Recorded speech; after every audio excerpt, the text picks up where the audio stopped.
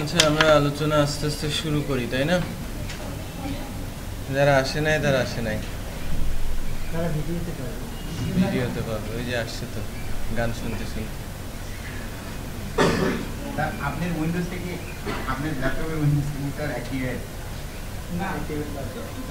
করেন সময় পান না, আমাদেরকে দিলে তো করি। অনেক চুরি করা সফটওয়্যার আছে, এগুলো চলবে না যে?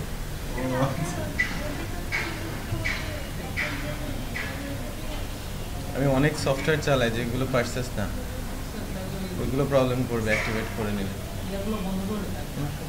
আপডেটগুলো বন্ধ করে দিচ্ছে, ওটা স্লো করে ফেলে মেশিনকে। আপডেট বন্ধ করবে।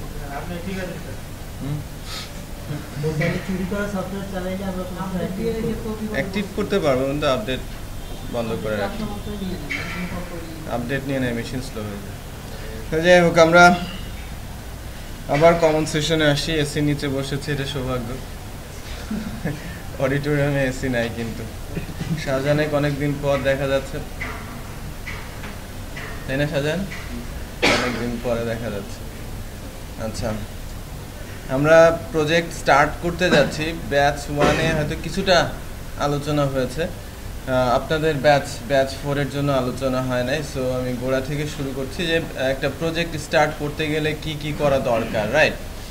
আর সেশন নিয়ে আলোচনাটা আরেকবার একটু কমন সেশনে হয়ে যাক। সেশনের আলোচনাটা আমরা করব, সাথে সাথে প্রজেক্ট স্টার্ট করব আর কি। আজকে টেমপ্লেট নিয়ে কাজ শুরু করব, front end template, back end template নিয়ে কাজ শুরু করব। তো আমরা এখন কোন অবস্থায় আছি? কোন অবস্থায় আছি? কোনো অবস্থায় নাই, থার্ড ফ্লোরে আছেন। আর কেউ কি কিছু বলবেন যে আমরা এরকম অবস্থায় আছি?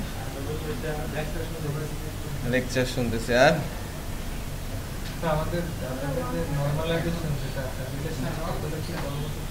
নর্মালাইজেশনের আলোচনাটা, ডেটাবেস মডেলটা আজকের আলোচনার বিষয়। ডেটাবেস নর্মালাইজেশন এবং ডেটাবেসের মডেল। টেবিলের রিলেশনশিপটা এমনিতেই হয়ে যাবে, হ্যাঁ হ্যাঁ, আলোচনা হয়ে যাবে। আজকে ডেটাবেস নিয়ে কিছুটা আলোচনা করব। জাভাস্ক্রিপ্ট বেসিক সিনট্যাক্স আলোচনা শেষ 2 ব্যাচেই, তাই না? জাভাস্ক্রিপ্টে বেসিক সিনট্যাক্সের অ্যাডভান্স লেভেলের আলোচনা আস্তে আস্তে শুরু হবে। ইমপ্লিমেন্টেশন আর কি, অ্যাডভান্স বলতে তার ইমপ্লিমেন্টেশনের আলোচনা শেষ হবে না কিন্তু। হ্যাঁ, যা এরপরে যে আলোচনা হবে সব কি এক্সাম্পল, প্রবলেমের সলিউশন। তো সলিউশনগুলো আমরা প্রজেক্ট স্পেসিফিক করার চেষ্টা করব, স্পেসিফিক প্রজেক্টের জন্য স্পেসিফিক। আরও আসবে, হ্যাঁ, প্রজেক্টের ভেতরে যখন আমরা ঢুকবো তখন অবজেক্ট ওরিয়েন্টেডের আমরা 4টা বিষয় আলোচনা করেছি, আরও যে 4টা বিষয় বাকি আছে সেগুলো আলোচনায় চলে আসবে। এখন প্রজেক্ট, ইনফ্যাক্ট আমরা পরবর্তী ক্লাসগুলো থেকে ইন্ডিভিজুয়াল প্রজেক্টে চলে যাব। আমরা ই কমার্সের প্রজেক্ট করব, ডিসিশন নিয়েছি। আর কোর্স কারিকুলামে যেটা আছে সেটা হচ্ছে স্টুডেন্ট ম্যানেজমেন্ট সিস্টেম, সেটা আপনারা নিজেরাই তৈরি করে ফেলতে পারবেন। কি কি সেখানে থাকবে, কি নিয়ে আলোচনা হবে, সেই বিষয়গুলো আমরা ক্লাস বাই ক্লাস বলতে থাকবো, আপনারা আপনাদের প্রজেক্টে সেটা ডেভেলপ করতে থাকবেন। আর আমরা ক্লাসে আগাবো কি ই কমার্স নিয়ে, একটা র অবজেক্ট ওরিয়েন্টেড মডেল ফলো করে কিভাবে আমরা একটা ই কমার্স দাঁড় করিয়ে ফেলতে পারি, সেটা আমরা এই কোর্সের মধ্যে দেখব। 2টা জিনিস এখানে শেখা হবে, অ্যাপ্লিকেশন কনসেপ্ট আর ওয়েবসাইটের কনসেপ্ট। আমরা যেটা তৈরি করব তার ফ্রন্ট এন্ডটা ওয়েবসাইটের মতো ডিজাইন, এবং এটা ওয়েবসাইটই হবে। আর অ্যাডমিন প্যানেলটা হবে অ্যাপ্লিকেশনের মতো করে। নর্মালি ডাইনামিক ওয়েবসাইটগুলোতে যেমন হয়, যদি কেউ আমার কাছ থেকে অ্যাপ্লিকেশন চায়, মূলত তার অ্যাডমিন প্যানেলটা চায়, তার অ্যাক্সেস কি নর্মাল ইউজারের থাকে না। টার্গেটেড অডিয়েন্স বা নির্দিষ্ট কিছু ইউজারকে টার্গেট করে ওই অ্যাপ্লিকেশন বা সফটওয়্যারটা ডেভেলপ করা হয়, রাইট? আমরা 2টি এনভায়রনমেন্টই পাবো। কোর্স চলাকালীন সময় যখন অ্যাডমিন প্যানেলের কাজ হবে তখন মনে হবে যেন আমরা অ্যাপ্লিকেশনে কাজ করছি, যখন ফ্রন্ট এন্ড প্যানেলে কাজ হবে তখন মনে হবে যেন আমরা ওয়েবসাইটের কাজ করছি। 2টা পার্টি আস্তে আস্তে করে ম্যাচুরিটি পাবে। আমরা যখন একটা অ্যাডমিন প্যানেল তৈরি করব তার জন্য সেশনের প্রয়োজন পড়বে, সেশন নিয়ে কিছুটা কথাবার্তা বলবো। সেশনের ইমপ্লিমেন্টেশন হবে এবং সেশনের ইউজও হবে হিউজ। আর আরও একটা বিষয় হচ্ছে সবচেয়ে ইম্পর্টেন্ট, আমরা যখন প্রজেক্ট তৈরি করতে যাব 3টা জায়গাতে আমাদের একটু কনসেন্ট্রেট করতে হবে। তিনটা এরিয়া যে জায়গাগুলো আছে লাস্টের দিক থেকে আমি বলছি এটা আমার ডাটাবেস, মাঝে আমার কোডিং, আর এটা হচ্ছে আমার HTML CSS JS। ঠিক আছে, ফন্ট এন্ড। তো আমি যখন একটা সফটওয়্যার ডেভেলপ করতে যাই দুইটা এন্ডেই, যারা অ্যাডমিন প্যানেল ইউজ করছে অথবা আমার ফ্রন্ট এন্ড, তার পারফরমেন্স কেমন হবে সেটা নির্ভর করছে আমার এই তিনটা পার্টের উপরে, রাইট? তিনটা part, database part, coding part আর আমার ফ্রন্ট এন্ড পার্ট। তিনটা কারণেই, তিনটা জায়গা থেকে আমার প্রজেক্টের জন্য ড্রব্যাক তৈরি হতে পারে। বেশি সময় লাগছে এক্সিকিউট হতে, পেজটা লোড হতে বেশি সময় নিচ্ছে, পেজটা আমার লোড হতে অনেক বেশি সময় নিচ্ছে, বোঝা যাচ্ছে? পেজটা আমার লোড হতে অনেক বেশি সময় নিচ্ছে, তার মানে হচ্ছে আমার প্রসেসটা বেশ স্লো, অ্যাপ্লিকেশনের যে এক্সিকিউশন টাইম সেটা নর্মাল টাইমের চাইতে বেশি। আমরা একটা বিষয় একটু জেনে নেই এবং টুকে রাখি যে স্ট্যান্ডার্ড টাইম কত একটা পেজ লোড হওয়ার জন্য। একটা পেজ লোড হতে গেলে স্ট্যান্ডার্ড টাইম 2.5 সেকেন্ড, 2.5 সেকেন্ড। হ্যাঁ, 2.5 সেকেন্ডের মধ্যে যদি কোনো পেজ অ্যাপিয়ার করে বা এক্সিকিউশন টাইম যদি হয় 2.5 সেকেন্ড বা তার নিচে, এটা স্ট্যান্ডার্ড। বাট এর চেয়ে বেশি হওয়ার অর্থই কি? এটা স্লো বা breakdown project, right? Breakdown pages বলা হয়ে থাকে। ওই পেজ যত ভালোই বা ফাংশনালিটি যত ভালোই থাকুক না কেন, ওই পেজটা কি করবে? ক্লায়েন্ট বা কাস্টমার অ্যাকসেপ্ট করবে না। যদি কাস্টমার বলে দেয় যে স্ট্যান্ডার্ড স্পিড মেনটেন করতে হবে আমার অ্যাপ্লিকেশনের, এখানে ইন্টারনেটের যে গতি জিনিসটা থাকে না, এটা ইন্টারনেটের গতি মেজর ইস্যু না। আর অনেকে আছে এটা ইন্টারনেটের গতি কোনো ইফেক্ট ফেলবে না, কারণ আমরা ইন্টারনেটের গতি দিয়ে বা ঘড়ি ধরে আমরা টাইম মেজার করব না। এই পেজটার এক্সিকিউশন টাইম কত সেটা বলে দেওয়ার জন্য অ্যাপ্লিকেশন আছে, গুগলেরই অ্যাপ্লিকেশন আছে, সেই বলে দেবে যে পেজের লোডিং টাইম কত। বোঝা যাচ্ছে? পেজটার ওয়েট কত। তিনটা কারণে একটা সাইটের লোডিং টাইম বেড়ে যায়। আনঅর্গানাইজড ডেটাবেস এবং তাকে মেকআপ করার জন্য কমপ্লেক্স কোয়েরি ল্যাঙ্গুয়েজ। আমি এই কথাটা আজকে বলার কারণ হচ্ছে আমরা ছোট ছোট জায়গাতে সব জায়গায় এক্সেস করেছি একটু একটু করে, তাই না? কোডিংও একটু করেছি, ডেটাবেসও একটু করেছি, ফ্রন্ট এন্ড সম্পর্কেও কিছুটা জানি। তো আনঅর্গানাইজড ডেটাবেস, আমি যদি ডেটাগুলো এলোমেলোভাবে গুছিয়ে একদম এলোমেলোভাবে গুছিয়ে রাখি, তাই না? এলোমেলো রাখছি বাট বলছি গুছিয়ে রাখছি। সো এলোমেলোভাবে যদি গুছিয়ে রাখি তাহলে এটা তুলতে আমাকে বেগ পেতেই হবে। একেবারে খুবই সহজ কথা, তাই না? আমি যদি আমার সব কিছু এলোমেলোভাবে গুছিয়ে রাখি, আমাকে যদি কোনো কিছু খুঁজে আনতে বলা হয় আমি টাইম নিবই, তাই কিনা? আর যদি সেটা সুন্দর করে জায়গা মতো রাখা হয়, খুঁজে পেতে কি সময় লাগবে? একদমই না, তাই না? যে খুঁজে পেতে আমার সময় লাগছে না, আমি খুব দ্রুত ডাটাগুলো তুলে আনতে পারছি। আনঅর্গানাইজড ডেটাবেস, রিডান্ডেন্ট ডাটা বা ভুল ডাটা, একই ধরনের ডাটা নিয়ে ডেটাবেসটাকে আলটিমেটলি ভারী করতে থাকবে এবং অগোছালো থাকাতে কোয়েরি ল্যাঙ্গুয়েজটা আমাকে জটিল করে লিখতে হবে, এর জন্য টাইম বেশি লাগবে। ডেটাবেস দুই কারণে টাইম কনজিউমিং হয়ে থাকে। এক হচ্ছে অনেক বেশি ভারী, সাইজে বড় হয়ে গেছে, এই জন্য সে রেসপন্স করতে পারছে না, যার মানে যার ওয়েট একটু বেশি সে রেসপন্স করতে একটু নড়াচড়া কম করতে পারে। আচ্ছা, আর যার ওয়েট কম সে খুব দ্রুত রেসপন্স করতে পারে। বা ডেভিড বোন কিন্তু অন্যরকম ছিল, তাই না? দেখেছেন? হ্যাঁ, ইয়া মোটা ইনজামাম, ওদের রেসপন্স টাইম ছিল অন্যান্য যে কোনো ব্যাটসম্যানদের তুলনায় অনেক ভালো, ভেরি ফাস্ট। ওদের টাইমিং ছিল নিখুঁত, রাইট? ইনজামাম আর রান আউটও দৌড়াতে পারে না এই কারণে, বাট মারের ক্ষেত্রে কিন্তু এক্সিকিউশন তাদের অনেক ভালো। ওদের সামনে ওরা সেট হয়ে যেত, বল কোথায় ফেলবে সেটা দিশেহারা হয়ে যেত বোলাররা, ওই টাইমের বোলাররা, তাই না? সো এখনকার মতো বোলার না কিন্তু, তাই না? এখনকার দিনের যে বোলার, ওরা যদি এই সময় জন্মাতো তাহলে অন্যরকম অবস্থা হতো, তাই না?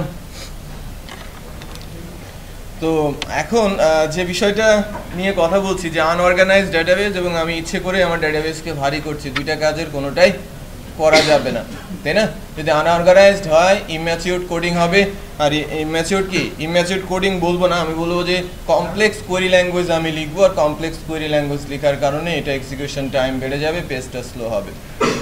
ফ্রন্ট এন্ডে আসতে আমার ডেফিনেটলি সময় লাগবে যদি ডেটাবেস ডাটা থ্রো না করে, কারণ সার্ভার ল্যাঙ্গুয়েজ এটা এক্সিকিউট করবে কিভাবে? সার্ভার ল্যাঙ্গুয়েজ ডাটাবেসের কাছ থেকে ডাটা নিয়ে থ্রো করবে কার কাছে? ফ্রন্ট এন্ডের কাছে, তাই কি না? ফ্রন্ট এন্ড সেটা এক্সিকিউট করবে। ডেটাবেস যদি সার্ভার ল্যাঙ্গুয়েজের কাছে ডাটা থ্রো না করে, ডেটাবেস যদি ফ্রন্ট এন্ডের কাছে ডাটা থ্রো না করে, তাহলে মানে কোডিং এর কাছে, দ্যাট মিনস সার্ভার ল্যাঙ্গুয়েজের কাছে ডাটা থ্রো না করে, সার্ভার ল্যাঙ্গুয়েজ কিন্তু ফ্রন্ট এন্ডকে ডাটা দিতে পারবে না, ঘুরতেই থাকবে ঘুরতেই থাকবে ঘুরতেই থাকবে, তাই না? আবার কোডিং খুব দ্রুত এক্সিকিউট হয়, ফ্র্যাকশন অফ সেকেন্ডে একটা কোড এক্সিকিউট হয়ে যেতে পারে, কয়েক হাজার লাইনের কোড এক্সিকিউট হয়ে যেতে পারে। বাট ওর ভেতরে যদি ইম্যাচিউরড কোডিং থাকে, এখান থেকে সেখানে, ওখান থেকে এখানে আবার ফেরত আসতে হচ্ছে, আবার যেতে হচ্ছে, কানেকশন করতে হচ্ছে, ডিসকানেক্ট করতে হচ্ছে, সব কিছু মিলিয়ে কয়েক লাইনের কোডই আমার অনেক সময় ব্যয় করে ফেলতে পারে। লিনিয়ার কোডিং হলে, যেখানে এক্সেস ডিফারেন্ট, যে লাইক আমি নিজের মধ্যেই ঘুরছি না, অথবা আমি কারোর সাথে কানেক্ট ডিসকানেক্ট বারবার করছি না, লাইক আমি যদি এরকম করি যে একটা ল্যাঙ্গুয়েজ, একটা কোয়েরি ল্যাঙ্গুয়েজের মাধ্যমে যে কাজটা করা সম্ভব, আমি দুইটা কোয়েরি ল্যাঙ্গুয়েজ লিখেছি, তার মানে দুইবার আমাকে ডাটাবেসে যেতে হয়েছে, দুইবার ডাটাবেসে থেকে আমাকে ফেরত আসতে হয়েছে। ইম্যাচিউরড কোডিং, মানে কোডিং ম্যাচুরিটিটা তেমনভাবে আসে নাই, রাইট? সো কোডিংটা সে ম্যাচিউরড করেছে। এছাড়াও অনেক ধরনের ফ্লস যদি কোডিংয়ে থেকে থাকে, কোডিংয়ের ফ্লসের কারণে এখানে টাইম বেশি লাগতে পারে। বাট যত ইম্যাচিউরড কোডিং করি না কেন, ওই কমপ্লেক্স কোয়েরি অনেক বেশি সময় খেয়ে নেয়, তার চেয়ে কম সময় ইম্যাচিউরড কোডিং এক্সিকিউট হয়। মনে করেন যে আমি খুব বাজে কোড করেছি, তারপরেও কি আমার কোডিং একটা কোয়েরি ল্যাঙ্গুয়েজের চাইতে খুব দ্রুতই এক্সিকিউট হবে। বোঝা যাচ্ছে? এরপরে আসি ফ্রন্ট এন্ড। ফ্রন্ট এন্ড যদি আমি আননেসেসারিলি ভারী করে ফেলি, লাইক বড় বড় ইমেজ আমি ইউজ করেছি, ওয়েটেড করে ফেলেছি, আমার পেজটাকে অনেক ভারী করে ফেলেছি, বড় ইমেজ ইউজ করেছি, ব্যাকগ্রাউন্ড ইমেজ আমি ইউজ করেছি, এবং এভরিওয়্যার আমি শুধু ইমেজেরই ইউজ করেছি, রাইট? যে আননেসেসারি ইমেজের ইউজ, বা পেজটাকে আমি লোড করে দিচ্ছি অনেক বেশি ইম্যাচিউরড কোডিং দিয়ে, অথবা এরর HTML দিয়ে, অথবা আমি অনেক ভারী ভারী ইমেজ দিয়ে পেজটাকে ভারী করে ফেলছি, তখন আমার পেজের এক্সিকিউশন টাইমটা কি হয়ে যাবে? বেড়ে যাবে। বোঝা যাচ্ছে? তো এই তিনটা কারণে কিন্তু আমার প্রজেক্টের যে স্ট্যান্ডার্ড টাইম এক্সিকিউশনের জন্য সেটা ফেল হয়ে যাবে, তাই না? সবচেয়ে বেশি সময় নেয় কোথায়? ডেটাবেসে। সো ওই জায়গাটা আমাদের খুব ভালো মতো অর্গানাইজ করে রাখতে হবে। আমরা ডেটাবেসকে যতটা সুন্দর করে রাখতে পারবো, ডেটাবেসকে আমরা যতটা সুন্দর করে অর্গানাইজ করে রাখতে পারবো, কোয়েরি ল্যাঙ্গুয়েজ ততটা সিম্পল হবে এবং আমার পেজ দ্রুত এক্সিকিউট হবে। ডেটাবেসের সাইজ বড় হয়ে গেলে সেখান থেকে ডাটা তুলে আনা ডিফিকাল্ট। ফর দ্যাট রিজন যারা বড় বড় সার্ভার ইউজ করে বা মেনটেন করে, তারা ওই সার্ভারগুলোকে স্প্লিট করে করে ভেঙে ভেঙে আলাদা আলাদা করে করে রেখেছে। টোটাল ডাটা তাদের কাছে আছে, বাট স্পেসিফিক এরিয়ার ডাটা কিন্তু স্পেসিফিক এরিয়াতেই আছে। লাইক একটু জিনিস খেয়াল করে দেখবেন, আমি যখন আমার ফেসবুকে ঢুকছি, আমি আমার ফ্রেন্ড লিস্টে কারো কাছে ঢুকছি, ওকে, আমার দেশীয় কোনো ফ্রেন্ডের প্রোফাইলে আমি ঢুকছি, চট করে ঢুকে যাচ্ছে। বাট আমি যদি আমেরিকান, কানাডিয়ান আর অস্ট্রেলিয়ান কোনো একটা ফ্রেন্ডের প্রোফাইলে ক্লিক করি, কিছুক্ষণ সময় বেশি লাগছে, লোডিং টাইম একটু বেশি, খেয়াল করে দেখবেন। কারণ কি? আমার ওই ফ্রেন্ডের প্রোফাইলের ইনফরমেশনগুলো ডিফারেন্ট ডেটাবেস সার্ভারে আছে। কারণ ফেসবুক 8টা টেরিটরিতে ওয়ার্ল্ডকে ভাগ করেছে এবং 8টা টেরিটরিতে 8টা সার্ভার তারা বসিয়ে রেখেছে। এদেরকে বলা হয় কি? Sub server.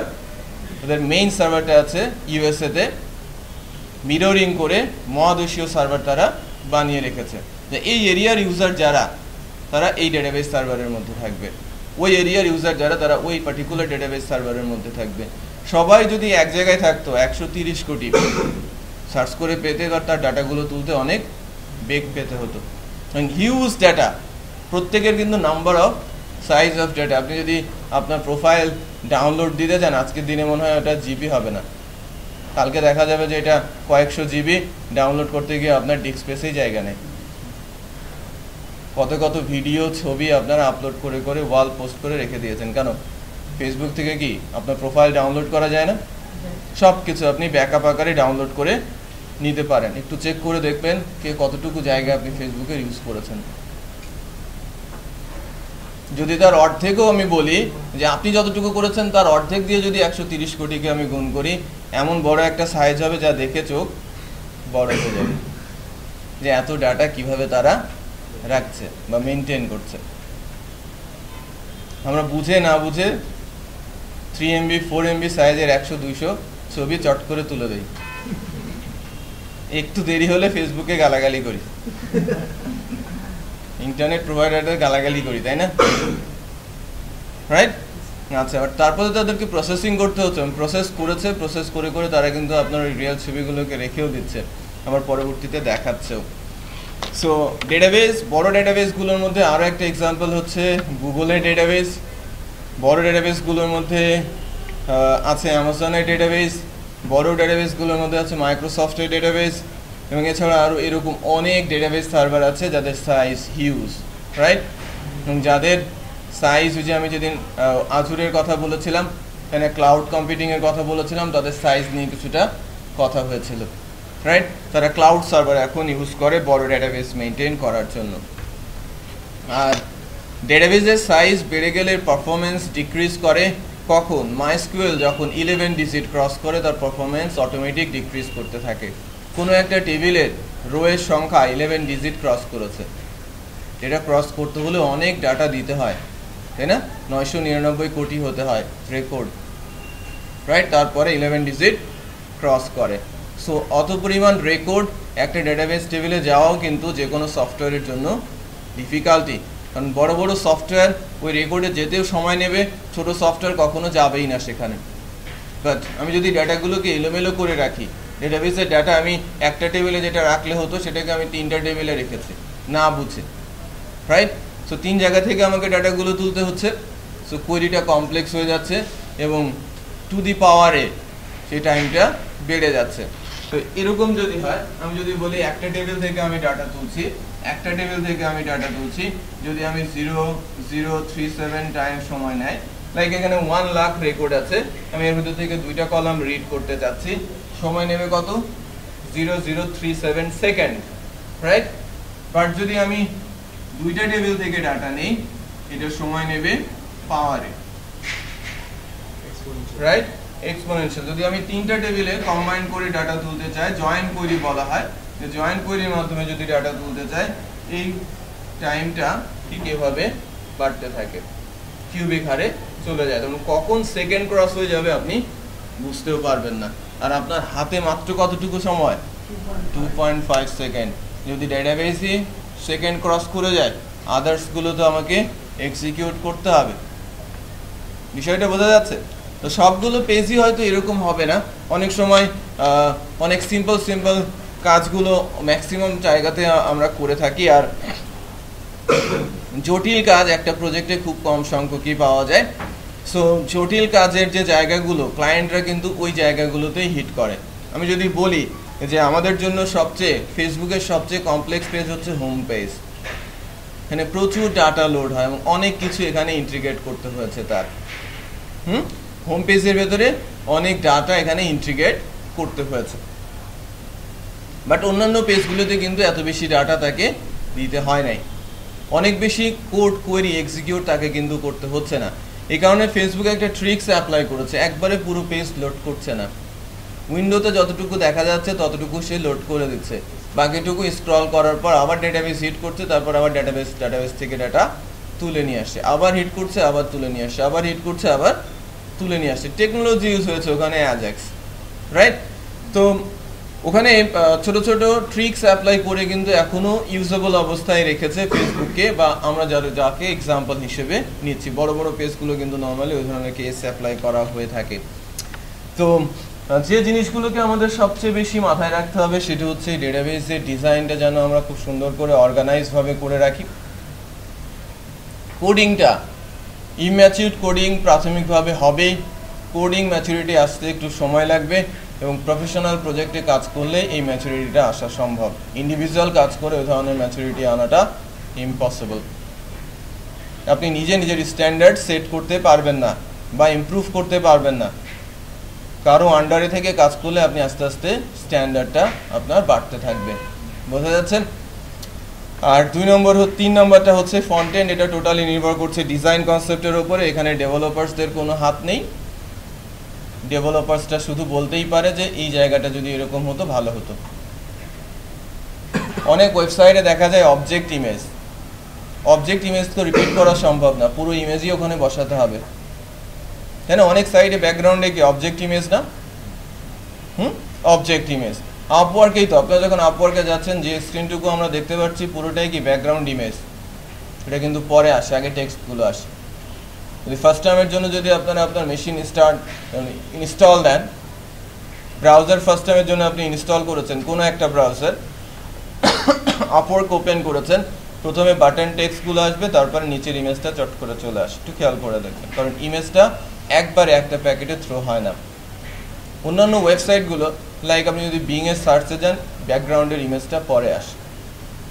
সার্চ বক্সটা যদি স্পিড স্লো হয় সেখানে কিন্তু আরও ভালো বোঝা যায়, কিলো বাইটে, তাই না, বা বিটে যখন ডাটা প্রসেস হচ্ছে তখন সুন্দর বোঝা যায় যে বাটনটা চলে আসছে, সার্চের বাটন, বক্সে এসেছে, ইমেজ নাই, অনেকক্ষণ পরে ইমেজ আসছে, তাই না? সো এই যে কারণগুলো, এই কারণগুলো এটা টোটালি নির্ভর করে ক্লায়েন্টের উপর, ক্লায়েন্ট কী ধরনের ডিজাইন চাচ্ছে। এখানে আমরা হয়তো সেগমেন্ট করে দেখাতেও পারি যে কোড লেভেলে এত সময় যাচ্ছে, ডেটাবেস লেভেলে এত সময় যাচ্ছে। আমার যদি এই পেজটা আপনার টার্গেট ফুলফিল করতে ব্যর্থ হওয়ার মূল কারণ হচ্ছে আপনার ফন্ট এন্ড। আপনি ফন্ট এন্ডকে ঠিক করেন, তার রিকোয়ারমেন্ট চেঞ্জ করতে হবে সেখানে, রাইট? কারণ সে ডিজাইনটা চুজ করেছে।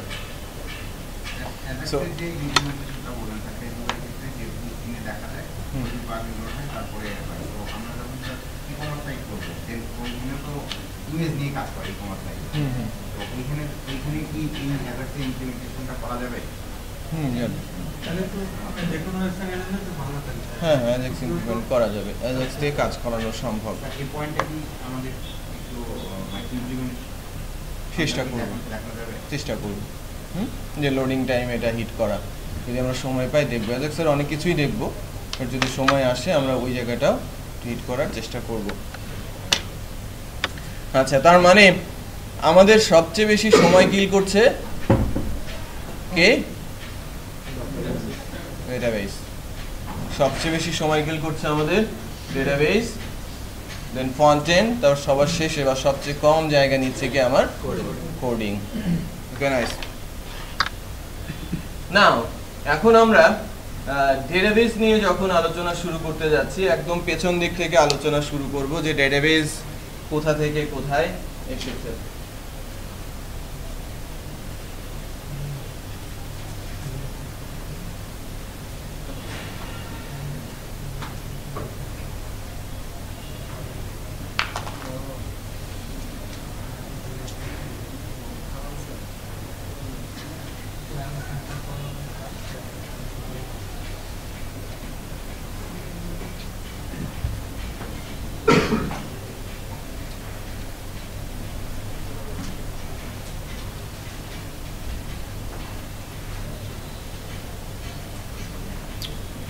জন এসেছেন, রাইট?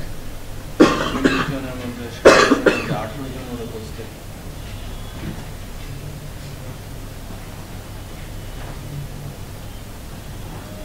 ডেটাবেস মডেল, ওকে। সো আমরা এখন আলোচনা করছি ডেটাবেস মডেল নিয়ে।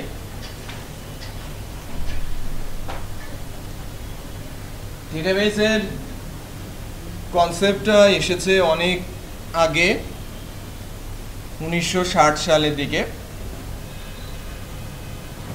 তখন সফটওয়্যার বলতে তেমন কিছু ছিল না, প্রোগ্রামিং ল্যাঙ্গুয়েজের কিছু বিষয় ছিল। প্রোগ্রামিং ল্যাঙ্গুয়েজের যে ইস্যুগুলো ছিল এর মধ্যে আছে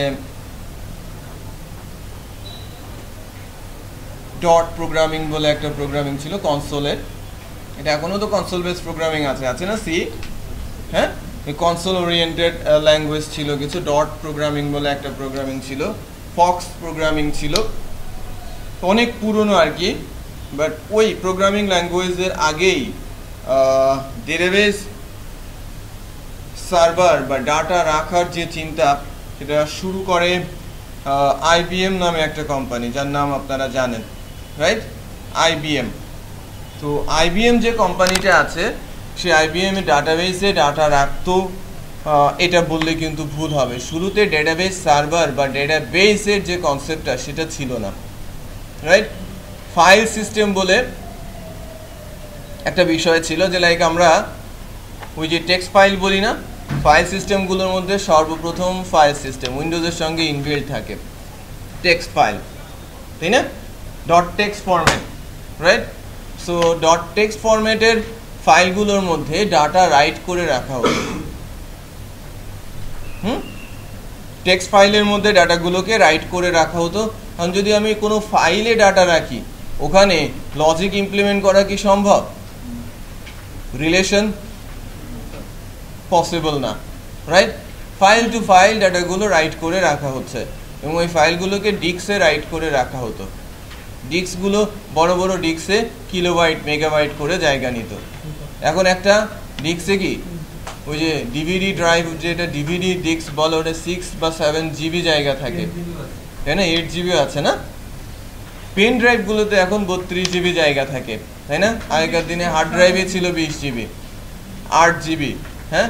90-র দিকে যেটা হার্ড ড্রাইভগুলো ছিল 94-এ 8 জিবি হার্ড ড্রাইভ, আমরা দেখেছি 98-এ 20 জিবির হার্ড ড্রাইভ, আমরা ব্যবহার করেছি কি 40 জিবি হার্ড ড্রাইভ 2002-এর দিকে।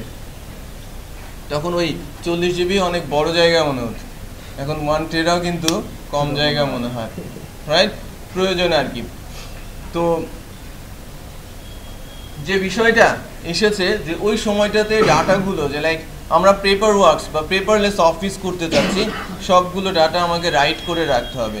সো এই ডট প্রোগ্রামিংয়ের মাধ্যমে ওই ফাইলগুলোতে ডাটা রাইট করে করে রাখা হতো এবং ফাইলগুলোকে ডিস্কে রেখে এটা স্টোর করা হতো। সো ফার্স্ট শুরু করে এটাকে আইবিএম 1960 সালের দিকে, এবং ওই মডেলটাকে বলা হয় ফ্ল্যাট ফাইল মডেল। মডেলটার নাম কি? 1 নম্বর model flat file model.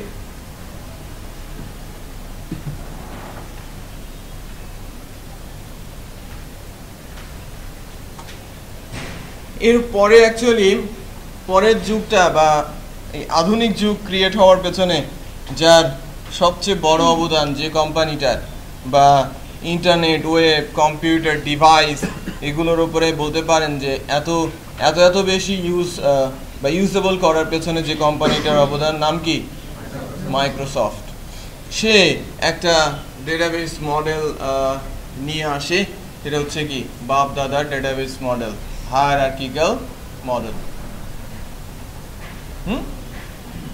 Hierarchy মেনে চলছে না, বাপ দাদা তারপরে কি নাতি, তাই না? আচ্ছা, তো এই যে হায়ারার্কিক্যাল মডেলের কনসেপ্টটা, সেটা অ্যাকচুয়ালি আসে 1970-এর শেষের ভাগে, রাইট? হায়ারার্কিক্যাল মডেল, যেখানে মডেলটা বা HRDB মডেল এরকম আর কি। ওখানে এন্টিটি সেট বলে কনসেপ্টটা চলে আসে, তার মানে কি ফ্ল্যাট ফাইলের সিস্টেমটা উঠে যায় এবং এন্টিটি সেটের কনসেপ্ট রিভিল হয়, তাই না? এন্টিটি সেটের কনসেপ্ট চলে আসে এবং লিনিয়ার পদ্ধতিতে হায়ারার্কি মেইনটেইন করে এন্টিটি গুলোকে রেখে দেওয়া হতো, আর একটা এন্টিটি তার হায়ারার্কির সঙ্গে রিলেশন করতে পারত, সে তার প্যারেন্টের সাথেই রিলেশন করতে পারত, এর সঙ্গে রিলেশন কখনোই হবে না, তাই না? চাইল্ড, গ্র্যান্ড চাইল্ড তার গ্র্যান্ড প্যারেন্টের সঙ্গে রিলেশন করতে পারবে না, সে শুধু রিলেশন করতে পারে তার প্যারেন্টের সাথে। এটা কি? এটা হচ্ছে যদি গ্র্যান্ড প্যারেন্ট হয়, এটা হচ্ছে তার চাইল্ড, সে তার সাথে রিলেশন করতে পারবে।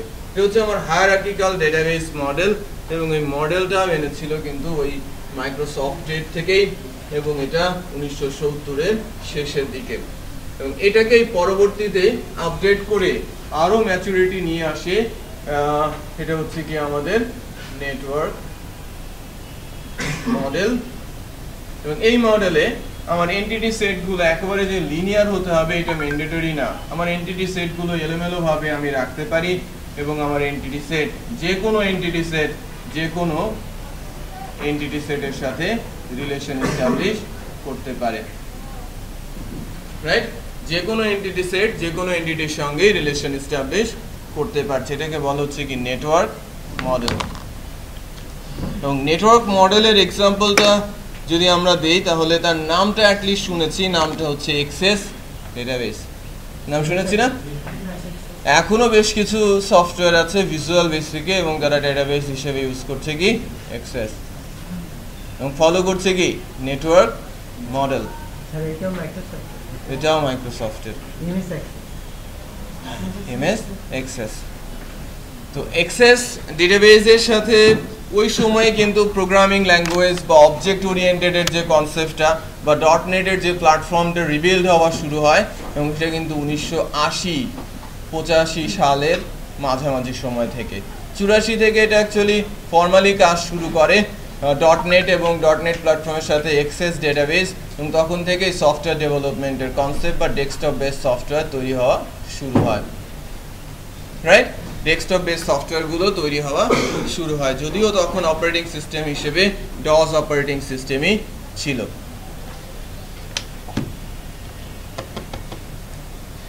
পানি দিয়ে আসেন।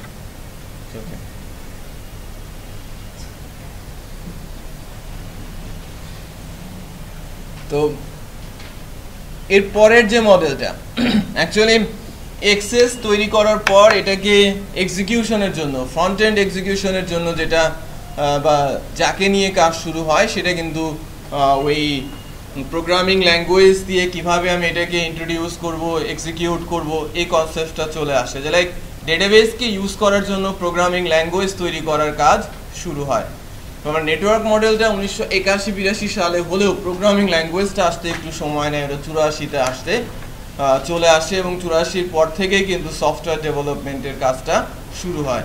এবং আমরা যতই বলি বা যেখান থেকেই আসি না কেন বা যেভাবেই আমরা আলোচনাটা শুরু করি না কেন, অবজেক্ট ওরিয়েন্টেডের প্রথম কনসেপ্টটা কিন্তু ওই মাইক্রোসফটের কাছ থেকেই এসেছে। .NET প্ল্যাটফর্মে ভিজুয়াল বেসিক প্রোগ্রামিংয়েও কিন্তু ওখানে অবজেক্ট ওরিয়েন্টেডের মডেলের একটা আবহ খুঁজে পাওয়া যায় এবং অবজেক্ট ওরিয়েন্টেড মডেলটা ধীরে ধীরে আরও অনেক বেশি স্ট্রং হয়েছে, পাওয়ারফুল হয়েছে, বাট বীজটা বপন হয়েছে কোথা থেকে? ওই ভিজুয়াল বেসিক ল্যাঙ্গুয়েজ থেকে। তারপরে C plus plus, right, C sharp, সবগুলোকেই তারা ফুললি, সিকে ফুললি না করলেও বাকি দুইটা ল্যাঙ্গুয়েজকে ফুললি অবজেক্ট ওরিয়েন্টেড বা স্ট্রাকচার্ড প্রোগ্রামিংয়ে তারা নিয়ে গেছে, রাইট? এরপর ওই মডেলটাকে কাজে লাগিয়েছে ভিন্ন আরেকটা কোম্পানি এবং সেই কোম্পানিটার সম্পর্কে আপনারা জানেন, সেটা হচ্ছে কি ওরাকল। ওরাকল ডেটাবেসের কনসেপ্টটা এদের কাছ থেকে পেয়েছে। নেটওয়ার্ক মডেলটা তখন সবার কাছে ওয়েল নোন একটা ডেটাবেস মডেল এবং mostly use database model, but তারা এই মডেলটাকে আরেকটু ম্যাচুরিটি দেওয়ার জন্য ওই প্রোগ্রামিং ল্যাঙ্গুয়েজের ইন্টিগ্রেশনকে কাজে লাগিয়ে ডেটাবেসের একটা মডেল দাঁড় করায়, সেটা হচ্ছে object oriented database model. Programming ল্যাঙ্গুয়েজের কনসেপ্টটা দাঁড় করায় কে? Programming language Microsoft object oriented মডেলে। বাট ওরাকল যে কাজটা করলো, ওরাকল এসকিউএল ডেটাবেস তৈরি করা শুরু করলো এবং এসকিউএল ডেটাবেস সার্ভারটা তৈরি করার সময় তারা এই অবজেক্ট ওরিয়েন্টেড মডেলটা ইমপ্লিমেন্ট করে দিল। ডেটাবেসের মডেলই কি হচ্ছে? Object oriented. সেখানে জেনারেলাইজেশন, স্পেশালাইজেশন কনসেপ্ট চলে আসে এবং এই ডেটাবেসকে আমাদের সামনে বা সবার সামনে ইন্ট্রোডিউস করার জন্য বা সফটওয়্যারের মুডে নেওয়ার জন্য তারা যে ল্যাঙ্গুয়েজটা নিয়ে আসে সে তার নাম হচ্ছে কি জাভা। এটা 1989 সালের কথা। মানে জাভা ল্যাঙ্গুয়েজটা এসেছে ওরাকলের কাছ থেকে। ওরাকলের ফ্রন্ট এন্ড ল্যাঙ্গুয়েজ হিসেবে জাভার আবির্ভাব। এখন জাভা যে কোনো ডেটাবেস সার্ভারের সাথে কিন্তু কাজ করতে পারে এবং স্ট্রাকচার্ড ল্যাঙ্গুয়েজ বলতে আমরা যাকে বুঝি এর মধ্যে অন্যতমকে জাভা এবং সি প্লাস প্লাস। যদি কখনো সুযোগ হয় তাহলে সি প্লাস প্লাস জাভা সম্পর্কে কিছুটা ধারণা নেওয়ার চেষ্টা করবেন, প্রোগ্রামিং স্ট্রেংথ বা বেস অনেকটা বাড়বে। মডেলটা কি? Object oriented database model. Object oriented কি? পারমিশন বেসড মডেল, তাই না? আমরা অবজেক্ট ওরিয়েন্টেড মডেলের নাম কি দিয়েছিলাম? পারমিশন বেসড মডেল, তাই না? কোনো কিছু করব কারো একজনের পারমিশন নিয়ে, রাইট? আমি তাকে অ্যাক্সেস করতে যাচ্ছি, তার সম্পত্তি আমি ইউজ করতে যাচ্ছি, তার পারমিশন নিয়ে আমি সেটা ইউজ করব। কারো একজনের পেন আমি ইউজ করতে যাচ্ছি, আমি নিয়ে নিলাম, আমি কিন্তু অভদ্র হয়ে গেলাম, তাই না? আমি যদি ভদ্র হই তাহলে তার পেনটা ইউজ করতেও তার কাছ থেকে আমি পারমিশন নিব, রাইট? সো ওই ডেটাবেস মডেলে, ডেটাবেসের ভেতরেও অবজেক্ট ওরিয়েন্টেড মডেলটা চলে আসে, এবং যে মডেলটা এখনও অনেক বেশি ইউজ হচ্ছে যখন আমরা ওরাকলকে ইউজ করছি। এই ধরনের মডেল ফলো করা আরও একটা ডেটাবেস সার্ভার আছে, তার নাম কি? MS SQL। MS SQL object oriented database model follow করে, বাট SQL সার্ভারটা RDBMS ফলো করে। সো মাইক্রোসফটে কিন্তু দুইটা ডেটাবেস সার্ভার, একটা হচ্ছে MS SQL আর একটা কি? SQL server. মাইস্কুয়েলটা বলছি শেষেরটা, মাইস্কুয়েলের বয়স কম এদের তুলনায়, এটা অনেক এজেড, রাইট? মানে অনেক বয়স্ক আর কি, হ্যাঁ। আর আমরা এখন যেটা নিয়ে কাজ করছি সেটা হচ্ছে, যেটা নিয়ে কথা বলবো এখন, সেটা হচ্ছে আমরা যেটা ইউজ করছি relational database management system RDBMS। এবং এটার বয়স মাত্র 12-15 বছর, তাই না?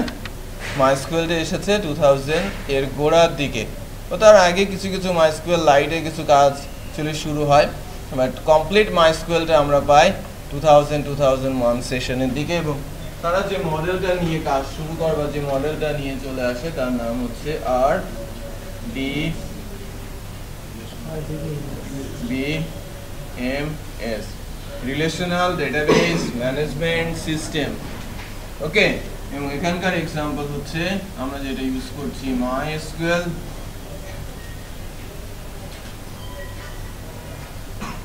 Postgre, etc.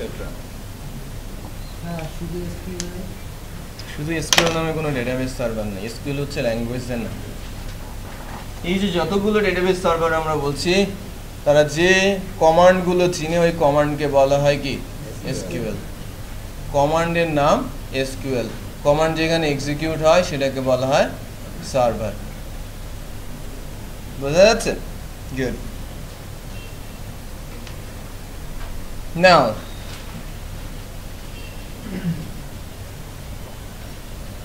মডেলগুলো সম্পর্কে আমরা পরিচিত হলাম, এবং কে কখন এসেছে তার বয়সগুলো সম্পর্কে জানলাম। এগুলো সম্পর্কে যদি আমরা আরও ডিটেল জানতে চাই, উইকি আছে, গুগল আছে, আরও অনেক কিছু আছে, তাই না? সব কিছু মিলিয়ে আমরা দেখাশোনা করতে পারবো, পড়াশোনা করতে পারবো যদি আমাদের ইচ্ছে থাকে।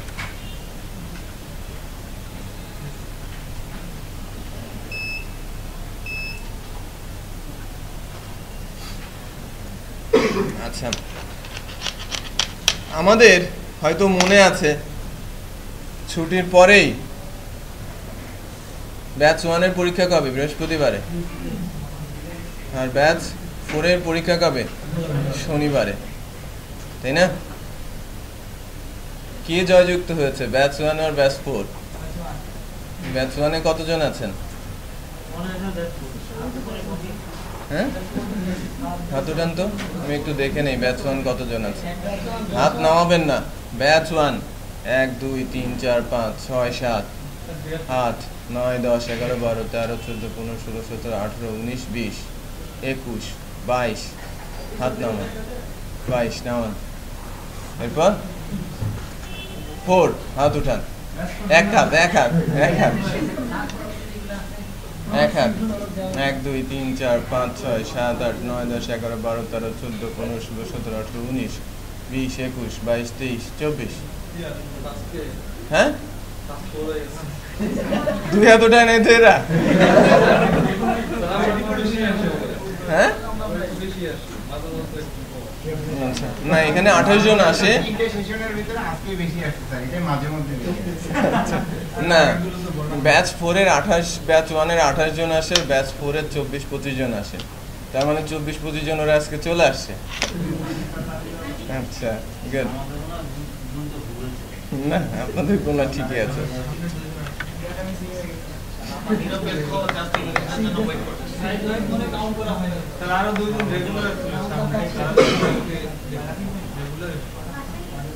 ও বাড়ি গেছে।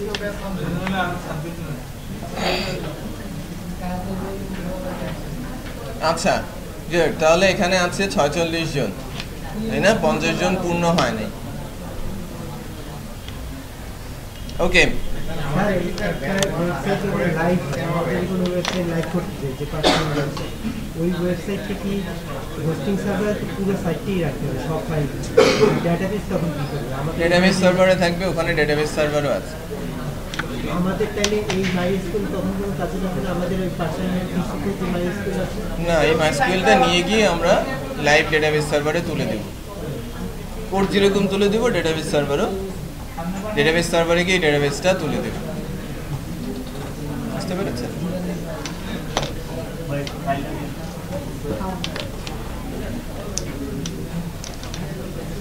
আচ্ছা,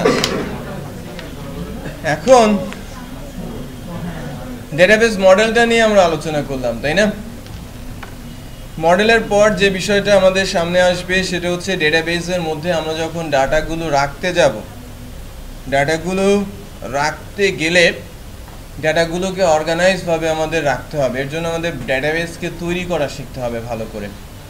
যদিও ডেটাবেসগুলো তৈরি করে দেওয়ার কথা আমাদের সিনিয়র লেভেলের প্রোগ্রামার যারা আছেন বা সফটওয়্যার ডেভেলপমেন্টের সময় সিনিয়র ডেভেলপাররা যারা থাকেন, সিনিয়র সফটওয়্যার ইঞ্জিনিয়ার অথবা কি টিম লিডার অথবা কি প্রজেক্ট ম্যানেজার, এদেরই তৈরি করে দেওয়ার কথা। অথবা কি কোনো কোম্পানিতে যদি ডেটাবেস ইঞ্জিনিয়ার থাকে আলাদা পোস্টে, তার কাজ থাকে সফটওয়্যারের ইউএমএল ডিজাইনটা পড়ে use case test case read করে ডেটাবেসকে ডিজাইন করা।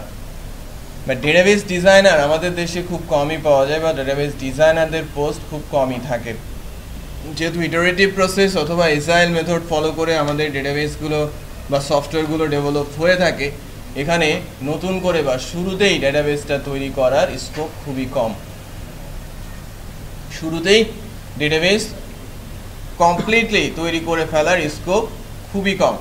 তো আমরা যেটা লক্ষ্য করি বা যেটা আমাদের করতে হয়, আমরা যতই জুনিয়র পোস্টে চাকরি করি না কেন বা কাজ করি না কেন, কখনো কখনো কোনো একটা জায়গা বা কোনো একটা এরিয়ার ডেটাবেস কোডিং টেস্টিং নিজেদেরই করতে হয়।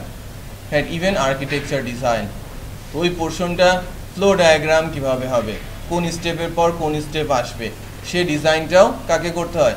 Most junior ডেভেলপারকেই। বাট যে কাজটা করার কথা ছিল মোস্ট সিনিয়র পিপলের, ওই কোম্পানির যারা এই সফটওয়্যারের বিজনেসটা করছে। এই কারণেই অনেক সময় দেখা যায় সফটওয়্যার ডেভেলপমেন্টে বেশ কিছু ফ্লস থেকে যায়, কারণ জুনিয়র আর সিনিয়রদের মধ্যে হিউজ ডিফারেন্স থাকে। আমি যখন একজন জুনিয়র অবস্থায় আছেন, আপনি 1 বছর পরের অবস্থা যদি এখন যদি আপনার অবস্থা আপনি লিখে রাখেন বা রেকর্ড করে রাখেন আপনার অবস্থাটা, আর আপনি যদি কাল নেক্সট ডে থেকে আপনি কোনো একটা কোম্পানিতে জয়েন করে কাজ করেন, 1 বছর পরে নিজের ভিডিওটা দেখবেন এবং বসে বসে হাসবেন যে আমি কোন অবস্থায় ছিলাম, আমি কি করতাম, তাই না? বাট ওটাই কিন্তু রিয়ালিটি, যে আমরা নিজেদের অবস্থা কিন্তু রিয়েলাইজ করতে না পারলেও ডে বাই ডে যখন আমরা কোম্পানিতে যাচ্ছি আসছি কাজ করছি, আমার ইমপ্রুভমেন্ট কিন্তু হয়েই যাচ্ছে আলটিমেটলি।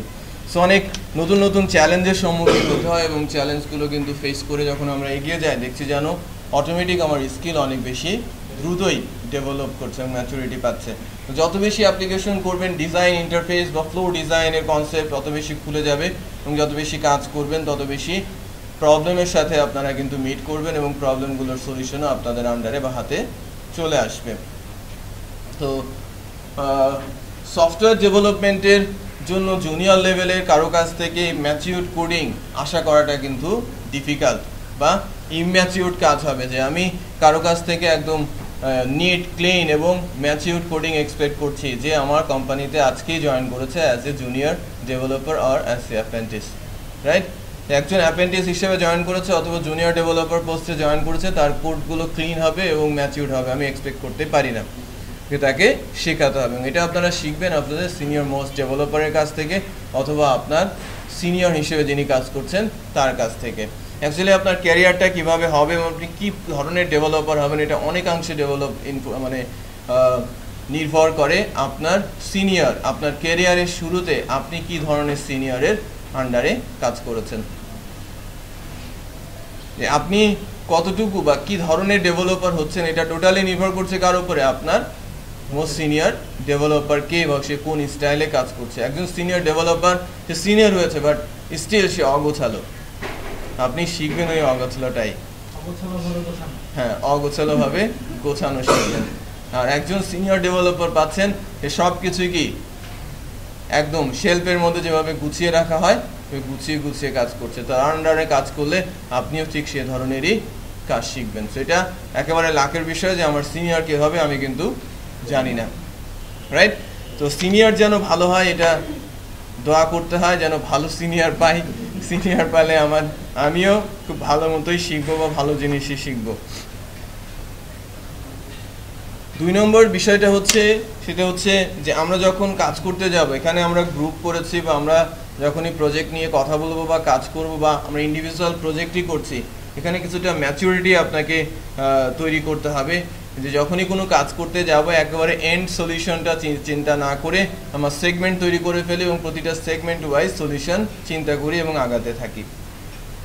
আমাকে 3 ঘন্টার কাজ দেওয়া হয়েছে, আমি 3 ঘন্টা পর আমার আউটকাম কি হবে সেটা চিন্তা করে যদি কাজ শুরু করি তাহলে আমার কাজ ওই কাজটা শেষ হতে 6 ঘন্টা লেগে যেতে পারে অথবা নাও পারতে পারি। আমাকে কাজ ভাগ করে ফেলতে হবে।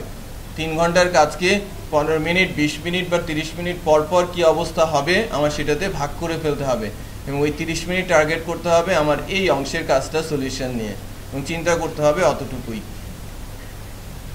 আমি কিন্তু লাস্ট চিন্তা করে যদি আগাতে থাকি আমার বিষয়টা অনেক জটিল হয়ে যাবে, অনেক কমপ্লেক্স হয়ে যাবে।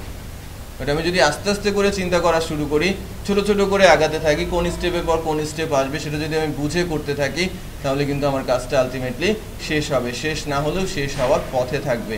আমি কিন্তু আমার সিনিয়র ডেভেলপারকে বলে যেতে পারবো যে না এই অবস্থায় আছে, কোনো অবস্থায় নেই, কোনো আউটপুটই তৈরি হয় নাই, এটা বলার চাইতে আমি এতটুকু এগিয়েছি, আমার এতটুকু কাজ বাকি আছে, সেটা বলাটা অনেক ভালো এবং ইজি, রাইট? আমাকে একটা ডেটা সেভ করতে বলা হচ্ছে, আমি সেভ করার জন্য যা কিছু করা দরকার, আমি ডেটাবেস তৈরি করেছি একটু, আমি ক্লাস তৈরি করেছি একটু, আমি ফর্ম বানিয়েছি একটু, রাইট? বাট ডাটা আর সেভ হচ্ছে না।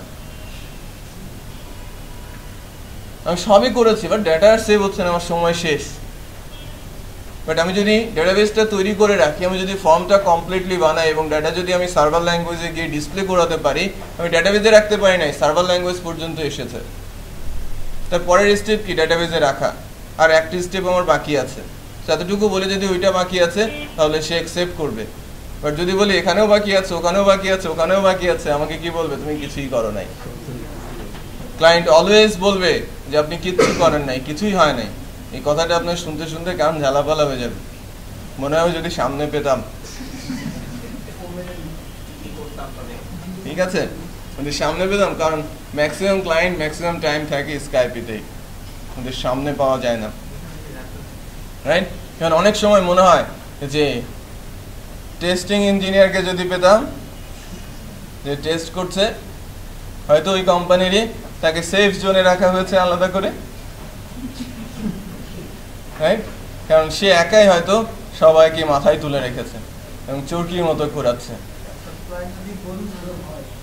ক্লায়েন্ট গরু ছাগল হলে বিপদ আরো বেশি, আপনার ওই প্রজেক্ট হয়তো শেষই হবে না। হ্যাঁ, গরু ছাগল হলে খুবই বিপদ, গরু ছাগল ক্লায়েন্টের সঙ্গে কাজ করতে নেই। ঠিক আছে, সো এই ধরনের কাজ করাটা রিয়েলি ভেরি ডিফিকাল্ট।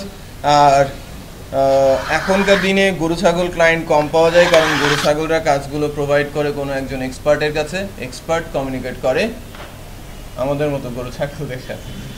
ঠিক আছে, রাইট? যাই হোক, কিসের ব্রেক? নামাজ আজান পড়ুক। আচ্ছা, তো যে বিষয়টা আমরা বলছিলাম যে ডেভেলপমেন্ট পিরিয়ডে আমাদের ছোট ছোট করে চিন্তা করতে হবে যে লাইক আমি 3টা পোর্শন নিয়ে কাজ করছি, 3টা পোর্শন একবারে শুরু না করে স্টেপ বাই স্টেপ আমাকে কিন্তু আগাতে হবে। আর স্টেপ বাই স্টেপ আগাতে গিয়ে যে জায়গাগুলোতে সবচেয়ে বেশি কমপ্লেক্স সিচুয়েশনের মধ্যে পড়তে হয় তার মধ্যে এক নম্বর জায়গা হচ্ছে কি আমার ডেটাবেস, 2 নম্বর হচ্ছে ইম্যাচিউর কোডিং, 3 নম্বর হচ্ছে আমাদের ফ্রন্ট এন্ড। এবং ডেটাবেসকে যদি আমরা গুছিয়ে ইমপ্লিমেন্ট করতে পারি তাহলে ডেটাবেস অর্গানাইজ হবে এবং ডেটাবেসের এসকিউএল কমান্ড লেখা আমার জন্য অনেক ইজি হয়ে যাবে। আর যখন এসকিউএল কমান্ড লেখা আমার জন্য ইজি হবে, ফ্লো ডিজাইন করা অনেক ইজি হয়ে যাবে, কোডিংটা আমার কাছে অনেক ইজি হয়ে যাবে। অনেক সময় যেটা দেখা যায় যে আমরা কোডিংয়ের ওয়েটটা কমানোর জন্য ডেটাবেসকে কমপ্লেক্স করে ফেলি। কোডে আপনি প্রেশার ক্রিয়েট করেন, কোড যা ইচ্ছে তাই করতে পারে, বাট ডেটাবেস যা ইচ্ছে তাই করতে গেলে কিন্তু অনেক সময় নিয়ে নেবে। এই কারণে আমার সাজেশন এরকম থাকে যে যখন আপনি ডেটাবেসটা কমপ্লেক্স হয়ে গেছে, কোডকে আপনি জটিল করেন, কোডিং এরিয়াকে যতটা লোড দেওয়া যায় লোড দিয়ে কোয়েরিটা আপনি সিম্পল করেন, কারণ কোড কয়েক গুণ ফাস্টার দেন ডেটাবেস সার্ভার। ডেটাবেস সার্ভারের চাইতে কোডিং কি অনেক বেশি দ্রুত এক্সিকিউট হয়, রাইট? তো মনে করেন যে আমাকে একটা প্রসেস করার জন্য, একটা ডাটা প্রসেস করার জন্য 2-3টা ফাংশন এক্সিকিউট করে এসে আমাকে একটা জায়গা থেকে ডাটা তুলে নিয়ে যেতে হচ্ছে, অথবা আমি ডেটাবেসের ডাটা তুলে এনে আমি প্রসেসরের মাধ্যমে ডাটা ভেঙে আলাদা আলাদা করে নিচ্ছি। এরকম হতে পারে যে আমার 3টা ডাটা নিতে হবে, মানে 3 জায়গায় 3 ধরনের ডাটা দরকার, বাট আসবে একটা টেবিল থেকে। সো আমি টেবিলে একবারই যাব, বাট ডাটাগুলো ভেঙে 3 জায়গায় করবো কার মাধ্যমে? প্রোগ্রামিংয়ের মাধ্যমে। এটা অনেক সহজ এবং অনেক দ্রুত এক্সিকিউট হবে। আমি কি বোঝাতে পারছি? আমি 3বার ডাটাবেসে গিয়ে একই টেবিল বা আলাদা আলাদা টেবিল থেকে ডাটা তুলে না এনে একবারে ডাটা তুলে নিয়ে আসবো। ওই তুলে আনা ডাটাটাকে আমি 3টা জায়গায় ভাগ করবো কার মাধ্যমে? প্রোগ্রামিং। এটাকেই বলছি কি প্রোগ্রামিং ওয়েট।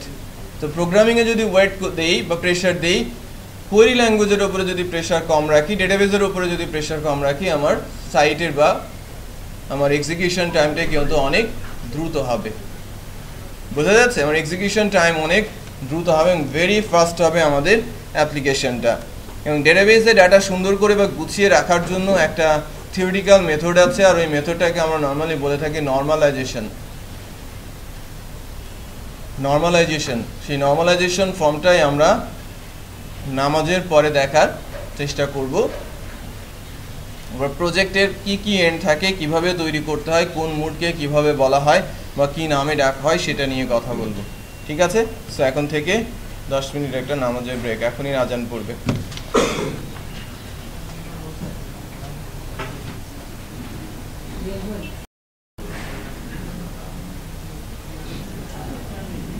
আগামীকাল ক্লাস হবে তো? হ্যাঁ, ক্লাস হবে।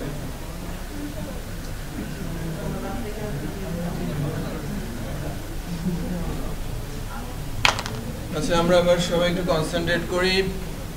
আলোচনা করব নর্মালাইজেশনের উপরে। নর্মাল ফর্ম ডেটাবেস নর্মালাইজেশন বলতে আমরা কি বুঝি? আমরা সিএসসি-তে পড়েছি অনেকেই, তাই না? অনেকেই সিএসসি-তে পড়েছি। সো নর্মালাইজেশন সম্পর্কে একটু জানার চেষ্টা করি আপনাদের মধ্যে থেকে কে কি বলেন, একটু শুনি। বলেন, নর্মালাইজেশন কি?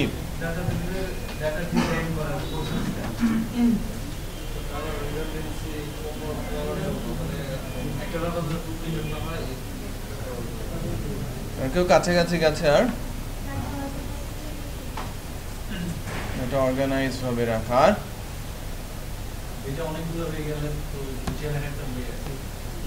গুছিয়ে রাখার একটা ওয়ে।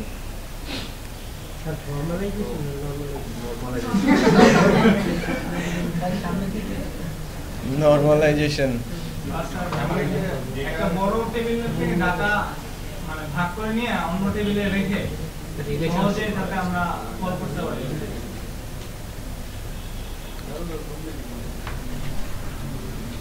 মূল কথা হচ্ছে রিডান্ডেন্ট ডাটা। হ্যাঁ, রিডান্ডেন্ট ডাটা থেকে ডেটাবেসকে সেভ করা বা ডেটাবেস থেকে রিডান্ডেন্ট ডাটা রিমুভ করার একটা থিওরিটিক্যাল প্রসেসের নাম কি? নর্মালাইজেশন। ডেটাবেস থেকে রিডান্ডেন্ট কথাটা কিন্তু বোঝা যাচ্ছে না, তাই না? অনেকে মনে করছেন রিডান্ডেন্ট বিষয়টা কি। রিডান্ডেন্ট মানে রিডান্ডেন্ট বলতে আমি বোঝাচ্ছি একই ধরনের ডাটা বা সেম ডাটা, আমি যে ডাটাটাকে ডিরাইভ করতে পারি বা তৈরি করতে পারি সে ধরনের ডাটা, অথবা এক্স্যাক্টলি সেম ডাটা আমি ডেটাবেসের মধ্যে রেখে আননেসেসারিলি ডেটাবেসকে ভারি করছি।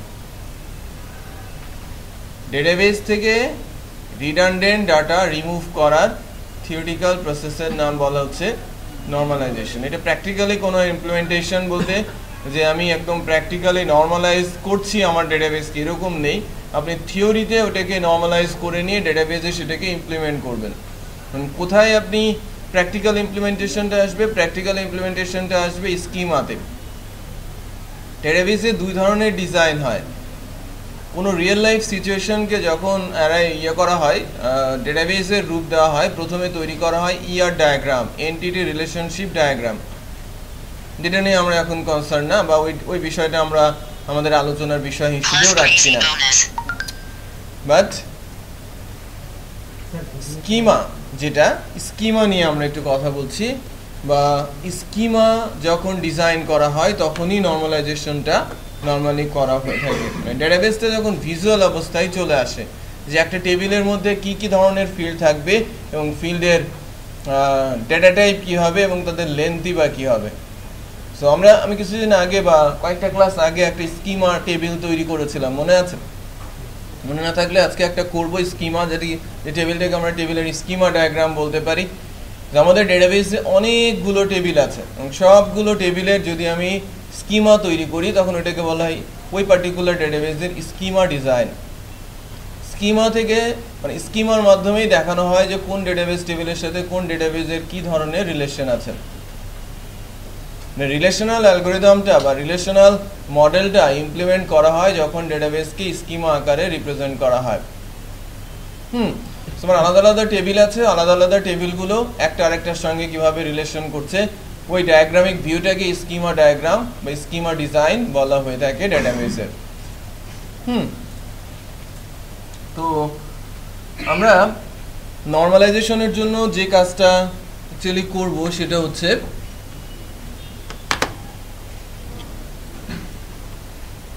মনে করেন আগে একটা ডেটাবেসের স্কিমা তৈরি করে নেই।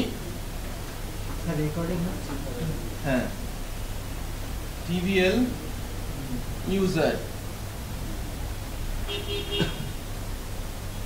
ইউজার আইডি, এটাকে বলা হচ্ছে কি PK।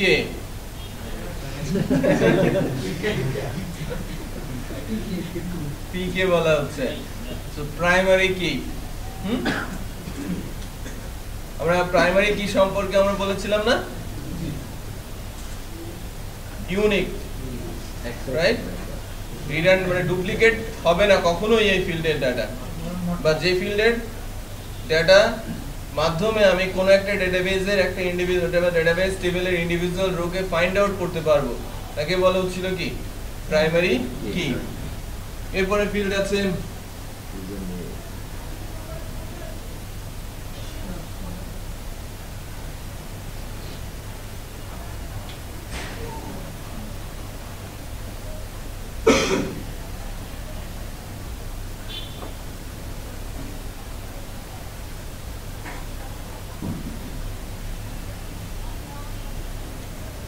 প্রাইমারি কি ইউজ করলে তো ইউনিক অথবা ওই নট নাল এই কনস্ট্যান্টলি কি ইউজ করতে হয়, না করলে হয় না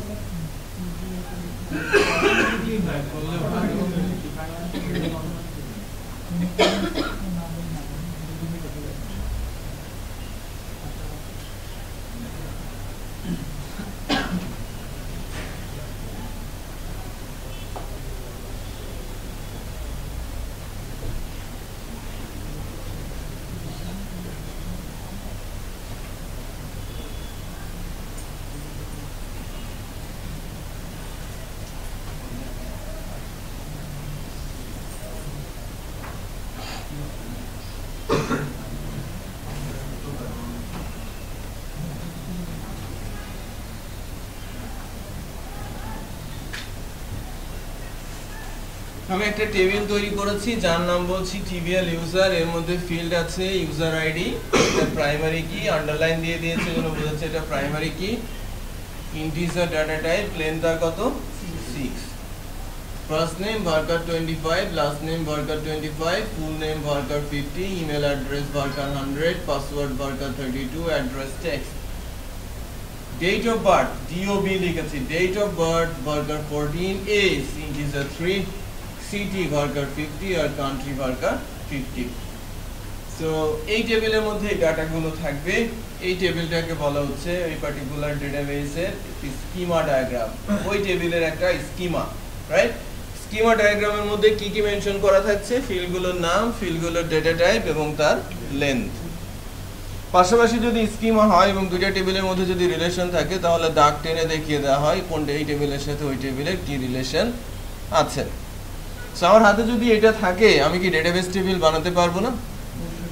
আর আমি যদি ডেটাবেস টেবিল বানাতে পারি আমি তার করেসপন্ডিং ফর্ম তৈরি করতে পারবো, এবং ফর্ম যদি তৈরি করতে পারি ওই ফর্মের ডাটা ডেটাবেসে নেওয়ার জন্য মেকানিজম আমরা জানি। ডেটাবেস কি রাখবে? ডাটাই রাখবে, তাই না?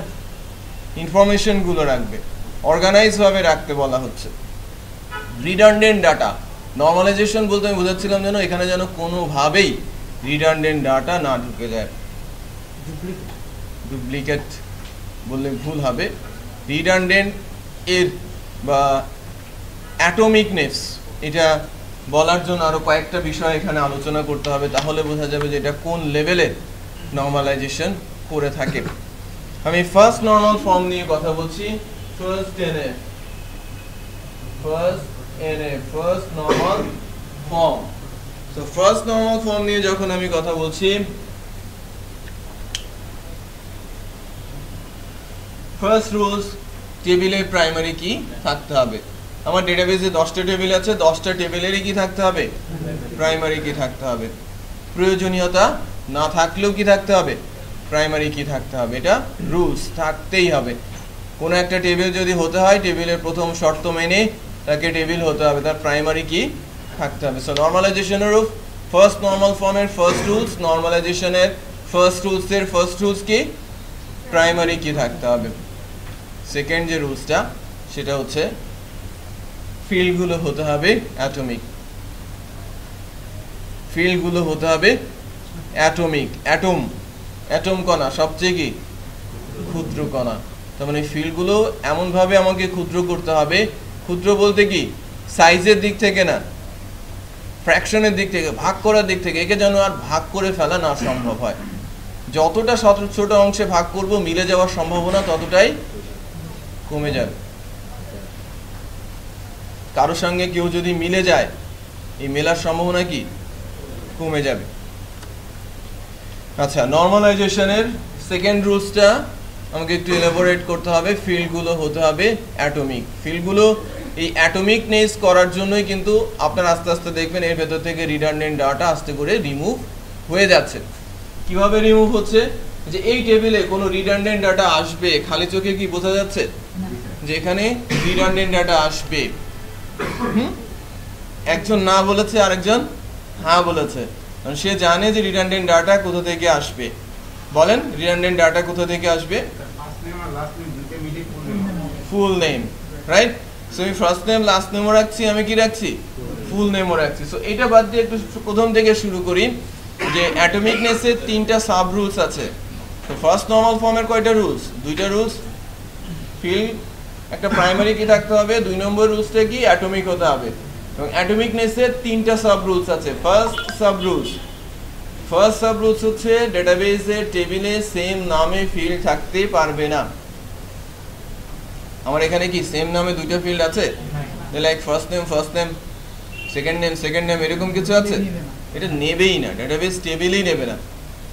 তো এটা হচ্ছে থিওরিটিক্যাল রুলস, আমাকে বলতেই হবে, থিওরিতে আমাকে লিখতেই হবে। কেউ যদি লিখেও আমাকে কেটে দিতে হবে, কারণ আমাকে লিখতে তো কেউ বাধা দেবে না। আমি যদি তৈরি করতে যাই ডেটাবেসে সে আমাকে বাধা দেবে, বাট আমি যদি কাগজে লিখতে চাই কেউ কি বাধা দেবে?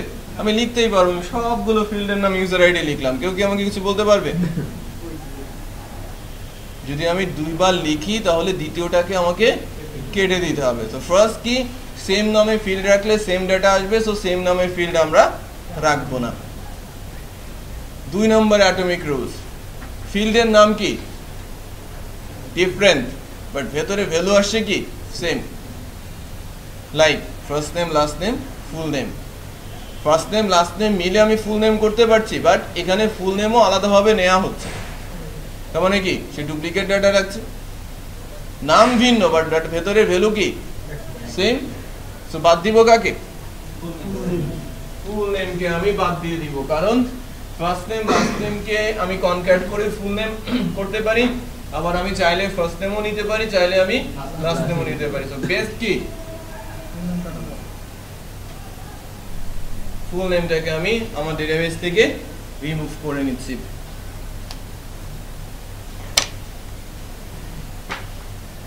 সো ফার্স্ট নেম রিমুভ করা হলো।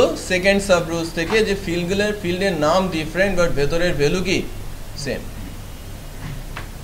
এবার আমরা থার্ড সাব রুলসে যাচ্ছি। থার্ড সাব রুলসটা হচ্ছে যে ফিল্ডের নাম ডিফারেন্ট, ভেতরের ভ্যালুও ডিফারেন্ট, তাহলে এখানে ডুপ্লিকেট হলো কোথায় বলবেন না? যে ভেতরের ভ্যালুও ডিফারেন্ট, ফিল্ডের নামও ডিফারেন্ট, তারপরেও যদি কোনো একটা ভ্যালু অন্য কোনো আরেকটা ভ্যালুর ওপরে ডিপেন্ডেন্ট হয় বা ডিপেন্ডেন্সি থেকে আমি তুলে আনতে পারি। আমি বলছি দুটো ফিল্ডের নাম ডিফারেন্ট, ভেতরের ভ্যালুও ডিফারেন্ট, বাট একটা ভ্যালু যদি আরেকটা ভ্যালু দিয়ে ডিরাইভ করা যায়, ডেটাবেজের ভাষায় এটাকে বলা হয় ডিরাইভ করা বা ক্যালকুলেট করা যায়, তাহলে যাকে ক্যালকুলেট করা যাচ্ছে তাকে রিমুভ করে দিতে হবে, রাইট? দুইটা ফিল্ডের নাম ডিফারেন্ট, ডেট অফ বার্থ আর এজ, ভেতরের ভ্যালু কি একজনের ভার্কার আরেকজনের কি ইন্টিজার, বাট আমি ডেট অফ বার্থ যদি আমার জানা থাকে আমি এজ ক্যালকুলেট করতে পারবো, তাই না? তাহলে এজ কি রাখার দরকার আছে? নেই। ফিল্ডের নাম ডিফারেন্ট, ভেতরের ভ্যালু কি ডিফারেন্ট, বাট একটাকে যদি আরেকটা দিয়ে ক্যালকুলেট করা যায়, যাকে ক্যালকুলেট করা যাচ্ছে, কাকে ক্যালকুলেট করছি? এজকে। এজকে আমি ডেট অফ বার্থ, আমি আজকের সময়ের সাথে ডেট অফ বার্থ ক্যালকুলেট করে এজটা বের করে নিতে পারি, তাহলে আমার ডেটাবেসে এজ রাখার দরকার নেই।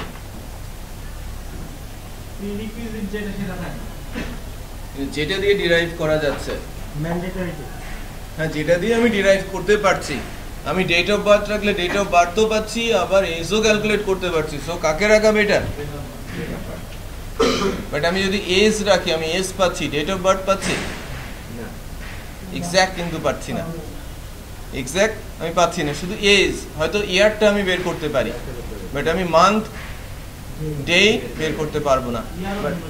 আমি ইয়ার তো বের করতেই পারি, যে আমার এজ লাইক 32, আমি কত সালে জন্ম হয়েছিল সেটা বের করতে পারি আজকে ডেটের সাথে ক্যালকুলেট করে।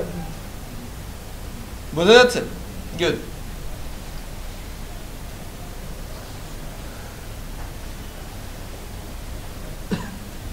তো ফার্স্ট নরমাল ফর্ম কি বোঝা গেছে? হাই হাই, বাঁশ নিয়ে আসেন, বাঁশ এনে দুইজনের মাথায় বাড়ি দেন, একটা ওর মাথায় একটা আমার মাথায়। এই যে আমি অ্যাটমিক করলাম না, ক্ষুদ্র অংশে ভাগ করে ফেলা, চিন্তাটাই করব এতটা ক্ষুদ্র করে যাতে এর ভেতরে রিডান্ডেন্ট ডাটা ঢুকতেই না পারে। এই জন্য এটাকে বলা হচ্ছে কি, ফিল্ডগুলো হতে হবে অ্যাটমিক, আর যেন ভেঙে ফেলা না যায়, এটাকে বলা হচ্ছে অ্যাটমিক। বুঝতে পেরেছেন? এখন আর যে ফিল্ডগুলো আছে তাকে কি ভেঙে ফেলা যায়? সিটিকে ভেঙে কি আমি কান্ট্রি বানাতে পারবো? কান্ট্রি ভেঙে সিটি বানাতে পারবো?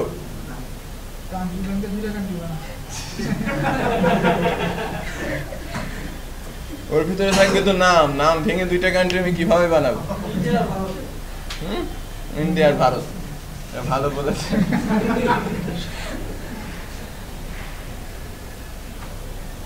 এরকম কনফিউজিং হতো, তাই না? ছোটবেলায় আমি খুব কনফিউজড হয়ে যেতাম, ইন্ডিয়া ভারত, হ্যাঁ, তারপরে নেদারল্যান্ড, হল্যান্ড, এগুলো নিয়ে, ইজিপ্ট, মিশর, এগুলো আমি পরে খুঁজে বের করার চেষ্টা করেছি কোন কোন দেশের দুইটা নাম আছে, কারো কারো আবার তিনটা নাম আছে। গ্রেট ব্রিটেন, যুক্তরাষ্ট্র, ইউকে, ইউনাইটেড কিংডম, কত কিছু, হ্যাঁ, একজনের নামই এতগুলো, তাই না? বাংলাদেশের নাম চেঞ্জ করতে আসবে কে? আপনারা আছেন না?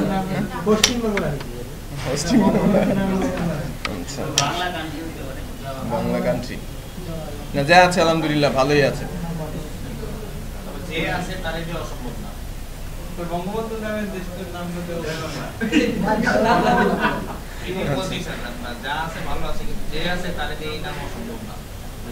না না, ঠিক আছে, যা আছে ভালো আছে, আমরা দোয়া করি এটাই যেন থাকে, নাহলে আমাদের অনেক কিছু চেঞ্জ করতে হবে, তাই না? আমাদের বার্থ সার্টিফিকেট চেঞ্জ করতে হবে, ইয়েতে জোর দৌড়াতে হবে, পৌরসভায় যেতে হবে, আমার এসএসসি, ইন্টার, মানে আমার অনার্স, মাস্টার্স এর সব সার্টিফিকেট চেঞ্জ করে আমার এটা করতে হবে।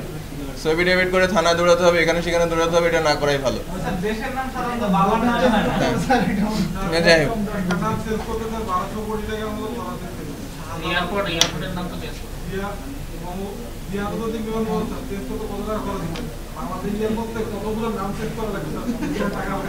সেটাই, এটা একটা ইন্টারেস্টিং বিষয় যে আমরা আমরা যা আছে আলহামদুলিল্লাহ, এটা দোয়া করি যেন এটা আর কোনো কিছু না হয়, এটা এরকমই যেন থাকে। আচ্ছা, তো আমরা যে বিষয়টা বলছিলাম যে ডেটাবেসের এই টেবিলটা এখন নরমালাইজড। এখন যদি এভাবে আমি প্রত্যেকটা টেবিলকে নরমালাইজ করি, আমার ডেটাবেসের ভেতরে রিডান্ডেন্ট ডাটা কি আসবে? ডিফিকাল্ট হয়ে যাবে রিডান্ডেন্ট ডাটা ঢোকাটা।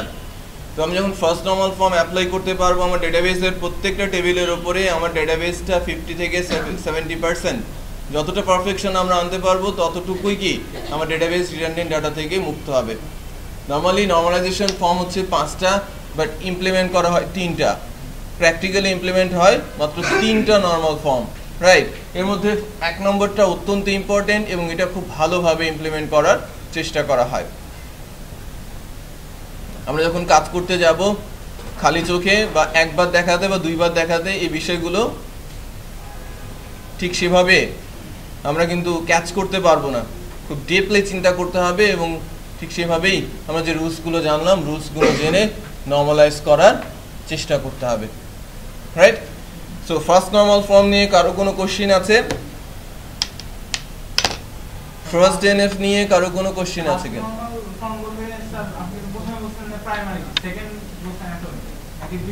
দুইটা মিলে ফার্স্ট নর্মাল রুলস। অ্যাটমিকের 3টা ভাগ। ফার্স্ট নর্মাল ফর্মের 2টা রুলস। আমাদের ফার্স্ট রুলসটা হচ্ছে কি, প্রাইমারি কি হতে হবে, প্রাইমারি কি থাকতে হবে, এবং 2 নম্বরটা কি, ফিল্ডগুলো হতে হবে অ্যাটমিক। অ্যাটমিকের আবার 3টা section.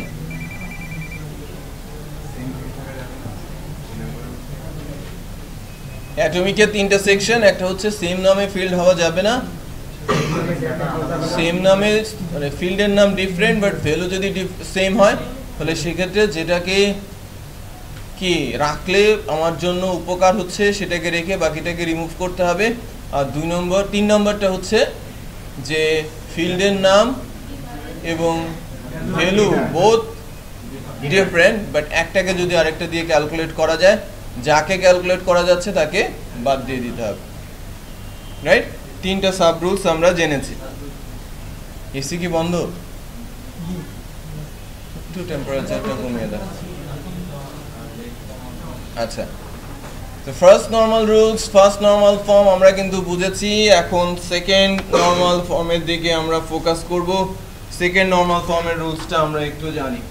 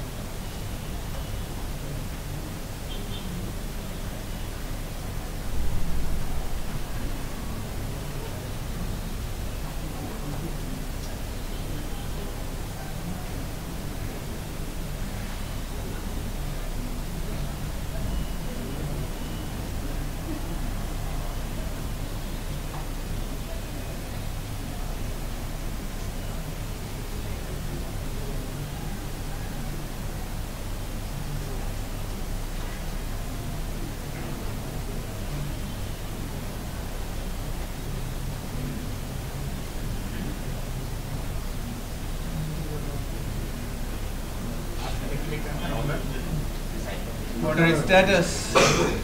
Delivered and delivered.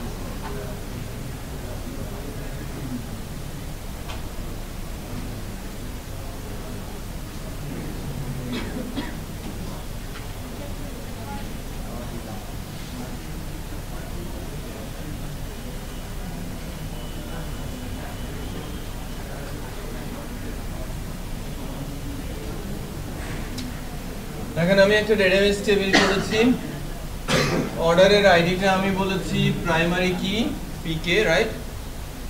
Customer আইডিকে আমি বলছি ফরেন কি, কারণ কাস্টমারের আমার হয়তো আরেকটা টেবিল আছে। কনসেপ্ট থেকে আমি ধরে নিচ্ছি আমার কাস্টমারের জন্য একটা আলাদা টেবিল আছে। শিপিং এর জন্য আলাদা আরেকটা টেবিল আছে, ওই শিপিং টেবিলের আরেকটা আইডি, মানে ওই প্রাইমারি আইডিটা এই টেবিলে এসে বসেছে। আমার কাস্টমারের একটা টেবিল আছে, সেই টেবিলের প্রাইমারি কিটা এখানে এসে বসেছে। শিপিং নামে আরেকটা টেবিল আছে, শিপিং টেবিলের প্রাইমারি কিটা এখানে এসে বসেছে। পেমেন্ট নামে একটা টেবিল আছে, পেমেন্ট টেবিলের প্রাইমারি কিটা এখানে এসে বসেছে। সবাই কি হচ্ছে এই টেবিলের জন্য ফরেন কি। অন্য টেবিলে প্রাইমারি কি যখন অন্য আরেকটা টেবিলে এসে অ্যাজ এ ফিল্ড বসছে, তাকে বলা হচ্ছে এই টেবিলের জন্য ফরেন কি। কারণ আমি এই টেবিলের সাথে কাস্টমার টেবিলটাকে, অথবা এই টেবিলের সাথে শিপিং টেবিলটাকে, অথবা এই টেবিলের সাথে পেমেন্ট টেবিলের আমি রিলেশন এস্টাবলিশ করতে পারবো। বোঝা যাচ্ছে? এই টেবিলের সাথে কি রিলেশনশিপ তৈরি করার জন্য কি তৈরি করা হয়? যাতে আমি এই টেবিলে আসলে ওই টেবিলে ডাটা রিড করতে পারি। এই টেবিলের বাইরে অন্য কোনো ডাটা ঢুকে না, এটাকে পরে বলবো। লাইক এই টেবিলে যখন আমি আসবো, আমার কাছে অর্ডার আইডি আছে, আমি জানি কাস্টমার আইডি কত। যখন আমি কাস্টমার আইডি জানি, তখন কাস্টমার টেবিলের ওই আইডির ফিল্ডে আমি তুলে আনতে পারবো না ভ্যালুগুলো। আমি জাস্ট একটু অ্যাজিউম করি যে আমার কাছে অর্ডার আইডি আছে। আমার কাছে যখন অর্ডার আইডি আছে, আমি স্পেসিফিক্যালি ওই রোটা জানি, তার কাস্টমারকে, তার শিপিং আইডি কত, তার পেমেন্ট আইডি কত। যখন আমি কাস্টমার আইডি জানি, তাহলে আমি কাস্টমার টেবিলে গিয়ে কাস্টমার ইনফরমেশন তুলে আনতে পারবো। শিপিং আইডি জানি, শিপিং টেবিল থেকে শিপিং ইনফরমেশন তুলে আনতে পারবো। পেমেন্টের টেবিল থেকে পেমেন্টের ইনফরমেশন আমি তুলে আনতে পারবো, কারণ ওই টেবিলে ওই ফিল্ডগুলো কি ইউনিক। বিষয়টা বোঝা যাচ্ছে? আচ্ছা, তো এই টেবিলটা আমি তৈরি করেছি, যে আমি মুছে দিলাম।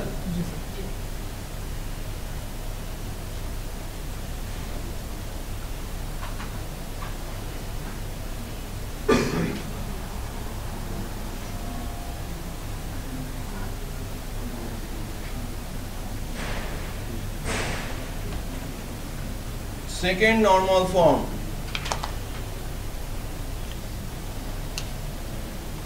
সেকেন্ড এনএফ যেটাকে আমি বলছি, একটু ভালো মতো বোঝার চেষ্টা করবেন। সেকেন্ড নরমাল ফর্ম সব ধরনের প্রজেক্টে অ্যারাইজ করে না। থার্ড নরমাল ফর্ম যদিও করে, সেকেন্ড নরমাল ফর্ম স্পেশাল কেসে এক্সিকিউট হয়। কোনো একটা প্রজেক্ট করছেন, এখানে সেকেন্ড নরমাল ফর্ম এক্সিকিউট করার কোনো প্রয়োজনই পড়ছে না। বড় বড় প্রজেক্ট করছেন, সেকেন্ড নরমাল ফর্ম আনার প্রয়োজনই পড়ছে না। বাট কোনো একটা ছোট্ট প্রজেক্ট করছেন, সেখানে একটা টেবিলের সাথে অনেকগুলো টেবিলের ডিপেন্ডেন্সি আছে, বিট কমপ্লেক্স জায়গাটা, সেখানে হয়তো সেকেন্ড নরমাল ফর্মের ইউজটা করতে আপনাকে হতে পারে। নর্মালাইজেশন কি, এটা শুরুতে আমি যখন জিজ্ঞেস করেছিলাম, মাঝখান থেকে একজন বলেছিল যে বড় টেবিলকে ভেঙে ছোট টেবিল করা। আংশিক সত্য কথা বলেছিল, রাইট? পুরোপুরি না হলেও আংশিক সত্য কথা। সেকেন্ড নরমাল ফর্ম থেকে সেটা বোঝানো যায়, বা সেকেন্ড নরমাল ফর্মের মাধ্যমে যেটা ইমপ্লিমেন্ট করা হয়। কোনো একটা পার্টিকুলার সিচুয়েশনে, সব সময়ের জন্য না, কোনো একটা পার্টিকুলার সিচুয়েশনে ডেটাবেসে ডাটা ইনসার্ট করতে গিয়ে যদি ফার্স্ট নরমাল ফর্মের রুলস ভায়োলেট হয়ে যায়, যে কারণে ফার্স্ট নরমাল ফর্মের রুলস ভায়োলেট হচ্ছে, যে ফিল্ডগুলোর কারণে ফার্স্ট নরমাল ফর্মের রুলস ভায়োলেট হচ্ছে, সেই ফিল্ডগুলোকে নিয়ে আলাদা একটা ডেটাবেস টেবিল আমাকে তৈরি করতে হবে। তার মানে ওই টেবিলটাকে ভেঙে একাধিক টেবিল আমাকে তৈরি করতে হবে, যদি সিচুয়েশনটাই ঠিক তেমন হয়। আমি একটু চিন্তা করি যে আমার এই টেবিলটা আছে, এই টেবিলের মধ্যে যখন আমি অর্ডারের ইনফরমেশনটা সেভ করতে আসি, অর্ডার টেবিলে অর্ডার ইনফরমেশন সেভ করার সময় আমার অর্ডার আইডি একটা, কাস্টমার একজন, হ্যাঁ, শিপিং অ্যাড্রেস একটা, পেমেন্ট ইনফরমেশন একটা, অর্ডারের টোটাল তো একটাই হবে, রাইট? অর্ডারের স্ট্যাটাসও তো একটাই, আপাতত পেন্ডিং, রাইট, ডিফল্ট। বাট সে যদি ওই অর্ডারের সময় একাধিক প্রোডাক্ট অর্ডার করে, আমি প্রোডাক্ট দিয়েছি 5টা অর্ডার, তাহলে প্রোডাক্ট আইডি কয়টা আসবে? প্রোডাক্টের নাম, প্রোডাক্টের প্রাইস, প্রোডাক্টের কোয়ান্টিটি। তাহলে সেই ক্ষেত্রে কি একটা রোয়ের ভেতরে ইনফরমেশনগুলো রাখা যাবে? যদি রাখিও, এটাকে তুলে ঠিকঠাক মতো এক্সিকিউট করা যাবে? আমি যদি 5টা রো ইনসার্ট করি, এখন চিন্তা করেন আমার একই অর্ডারে 5টা প্রোডাক্টস, অর্ডার টেবিলে রো ইনসার্ট হবে কয়টা? 5টা। তাহলে রিডান্ডেন্সি কিভাবে আসে? অর্ডারের আইডি কয়টা হয়ে যাবে? 5টা। এবং যদি একটা অর্ডারের 5টা আইডি হয় আপনি কিভাবে ম্যানেজ করবেন? First flows, right? একই কাস্টমার আইডি 5 বারই সেম ইনসার্ট হবে, শিপিং আইডি 5 বারই কি আসবে? সেম। পেমেন্ট আইডি 5 বারই কি সেম, পেমেন্ট টোটাল বা অর্ডার টোটাল 5 বারই কি সেম, অর্ডারের স্ট্যাটাস 5 বারই কি সেম। রিডান্ডেন্ট ডাটা, তো সব রুলস কি হয়ে যাচ্ছে? ব্রেক হচ্ছে। কার কারণে?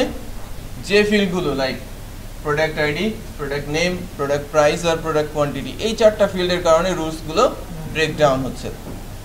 সো এদেরকে নিয়ে আলাদা একটা ডেটাবেস টেবিল আমাকে তৈরি করতে হবে, এবং এই টেবিলটা তৈরি করবে অ্যাজ এ চাইল্ড টেবিল এই মাস্টার টেবিলের। এর থেকে কেটে নিয়ে আমি একবারে আলাদা করে ফেলবো না, তার সঙ্গে আমি রিলেশনও রাখবো, যাতে আমি অর্ডারের এগেনস্টে কোন কোন প্রোডাক্ট ছিল সেটা আমি খুঁজে পাই। বিষয়টা বোঝা যাচ্ছে? সো এমন করা যাবে না যে আমি কেটে ফেলে দিলাম, তাহলে প্রোডাক্টের ইনফরমেশন কোথা থেকে পাবো? আমাকে কি প্রোডাক্টের ইনফরমেশন দেখাতে হবে না? একটা ইনভয়েস ক্রিয়েট করতে হবে যে কি প্রোডাক্ট অর্ডার করেছে, নাকি এটা আমি কোনো একটা ওয়ের মাধ্যমে জানবো? আমাকে রেখে দিতে হবে। বোঝা যাচ্ছে? তো আবারও বলছি, কোনো একটা পার্টিকুলার সিচুয়েশনে সেট অফ ডাটার কারণে যদি ফার্স্ট নর্মাল ফর্মের রুলসগুলো ভায়োলেট হয়ে যায়, যে ফিল্ডগুলোর কারণে এই রুলস ভায়োলেট হচ্ছে ওই ফিল্ডগুলোকে নিয়ে আলাদা একটা ডেটাবেস টেবিল তৈরি করতে হবে, এবং প্যারেন্ট টেবিলের সাথে ওই টেবিলের রিলেশনটা করে দিতে হবে। সেটা ক্লিয়ার, রাইট? আচ্ছা, তো এই টেবিলটাকে ভেঙে আমরা 2টা টেবিল করছি। আমার অর্ডার টেবিলটা এই পর্যন্তই থাক। আমি আরেকটা টেবিল তৈরি করছি, TBL order details. Order details টেবিলে অর্ডার ডিটেলস আইডি, এটাকে আমি বলছি প্রাইমারি কি, অর্ডার আইডি এটাকে আমি বলছি কি, তার মানে এর মাধ্যমে এখানে কি হবে? এটা হচ্ছে 1 আর এটা হবে কি মেনি। স্টার মানে কি? একটা অর্ডারের এগেইনস্টে একাধিক প্রোডাক্ট আসবে। তাহলে আমার অর্ডারে যদি আমার 5টা, আমি একই অর্ডারে যদি 5টা প্রোডাক্ট রাখি, তাহলে এখানে একটা রো ইনসার্ট হবে। এখানে কয়টা রো ইনসার্ট হবে? এখানে আইডিটা যদি ডুপ্লিকেট হয় তাহলে রুলস কি ভায়োলেট হবে? হ্যাঁ, রুলস তো আমার ভায়োলেট হবে না, কারণ এটা তো আর প্রাইমারি কি না, তাই না? বোঝা যাচ্ছে? সেখানে থাকবে আমার order ID as a foreign key, then product ID, product name, product price, product quantity. So এই টেবিলের যে ফিল্ডগুলো ছিল তার সাথে এক্সট্রা কিভাবে আসলো? একটা অর্ডার ডিটেলস আইডি আসলো আর একটা অর্ডার আইডি আসলো। এই টেবিলটা করাতে আমার সুবিধা কি হলো? আমি যখন আমার ইনভয়েস ক্রিয়েট করছি ওই অর্ডারের এগেইনস্টে কয়টা প্রোডাক্ট আছে সেটা খুব সহজে আমি পেয়ে যাচ্ছি। আমার রিপোর্ট জেনারেট করাটাও কি অনেক বেশি ইজি হয়ে যাচ্ছে। যদি 5টা প্রোডাক্ট এখানে ইনসার্ট করতে যেতাম, 5টারও ইনসার্ট হতো কোথায়? অর্ডার টেবিলে। যেটা রিডান্ডেন্ট হয়ে যেত, অর্ডার আইডি আমি পেতাম না, রাইট? প্রাইমারি কি কনসেপ্টটা এখানে থাকতো না। থাকতো কি? আমি অর্ডার করছি, আমি অর্ডার আইডি কি বলতে পারবো আমার অর্ডার আইডি 5টা? পসিবল? পসিবল না। সো সেকেন্ড নর্মাল ফর্মটা কি কিছুটা ধরা গেছে? স্যার আমরা যে এখানে অর্ডার টেবিল ডিটেইলস যেটা করলাম, এখানে আমরা যে কলামকে পিকে বলছি প্রাইমারি কি, আমি যখন 5টা প্রোডাক্ট অর্ডার দিব তাহলে ওইখানে যত 5টা ইনসার্ট হবে, পিকে 5টাই হবে। স্যার 5টা তো আবার ইনসার্ট দিবেন না কেন? তার আইডি তো ভিন্ন হবে, আইডি ভিন্ন ভিন্ন। ওই আইডিগুলো তো আমি ইউজ করছি না, আমার চাইল্ড টেবিল, ওটা আমার ইউজের মধ্যে থাকছে না। তার আইডি আমার ইউনিকই হবে, 5টাই হবে, বাট আমি অর্ডার আইডি সেম হবে। আমি অর্ডার আইডি ধরে ডাটাগুলো তুলে নিয়ে যেতে পারবো। বোঝা যাচ্ছে? ডেফিনেটলি দরকার আছে প্রোডাক্ট টেবিল থেকে। বাট আমি যদি আমার প্রোডাক্টটাকে মাঝপথে এডিট করি, আমি আজকে রেখেছি শার্ট, কালকে লিখলাম টি শার্ট, ওই একই প্রোডাক্টকে আমি কিনেছিলাম শার্ট, সে এখন এডিট করে ফেলেছে টি শার্ট, আমার কাছে চলে আসলো টি শার্ট। হবে? কারেন্ট টাইমে প্রোডাক্টের যে সিচুয়েশন ছিল,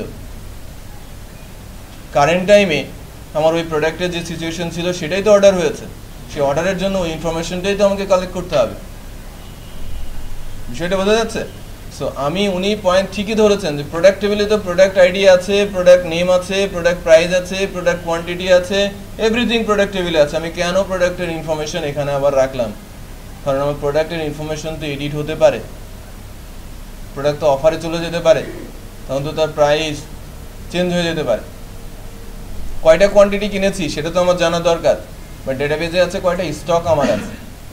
যখন আমি প্রোডাক্ট টেবিলে রেখেছি আমার স্টক কতগুলো আছে, আমি যখন এখানে রেখেছি কয়টা সেল হয়েছে। ডিফারেন্স বুঝতে পারছেন? যে এখানে হচ্ছে আমি কয়টা পারচেজ করেছি, কি তার নাম ছিল, কত তার প্রাইস ছিল, এবং কতগুলো আমি কিনেছি, রাইট? সো সেকেন্ড নর্মাল ফর্মের সিচুয়েশন অ্যারাইজ করবে কাজ করতে গেলে, তখন আমাদের চিন্তা করে বের করে নিতে হবে। আমার যদি হেল্প করার মতো কেউ না থাকে, আমরা এই নলেজটা সেখানে কাজে লাগাবো, রাইট? নর্মালাইজেশন একটা নর্মালাইজেশন একটা করে চ্যাপ্টার ডেটাবেসের বইয়ে, তাই না? বাট আমি খুব শর্ট করে একদম জিস্ট বিষয়গুলো বলার চেষ্টা করছি, যাতে আমাদের এলাবোরেট পড়ে বোঝার প্রয়োজন না পড়ে। এতটুকু বুঝতে পারলেই না কোনো একটা প্রজেক্টে কাজ করার জন্য। বাট এর চেয়ে কম যদি বুঝি তাহলে বিপদ হবে। যা বুঝি ততটুকু বুঝতে হবে। যদি বলেন উপর দিয়ে যাচ্ছে ভিডিও দেখে করব, তাহলে হয়তো ভুল হবে। ভিডিও দেখাটা সবসময় হয় না। কারণ আজকের পরে কাল সকালে আবার আসতে হবে।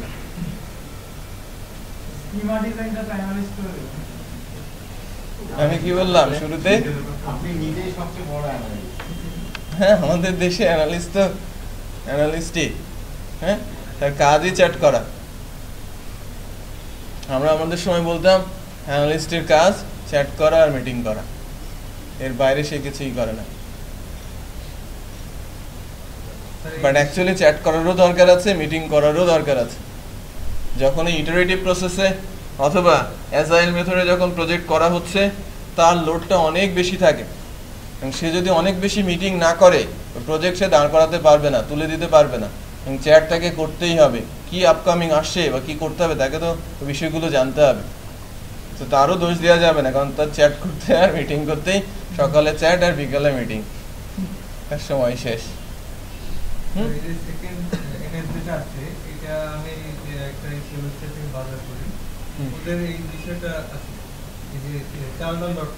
হ্যাঁ, না করলে তো সে অর্ডার ইনফরমেশন কিভাবে রাখবে?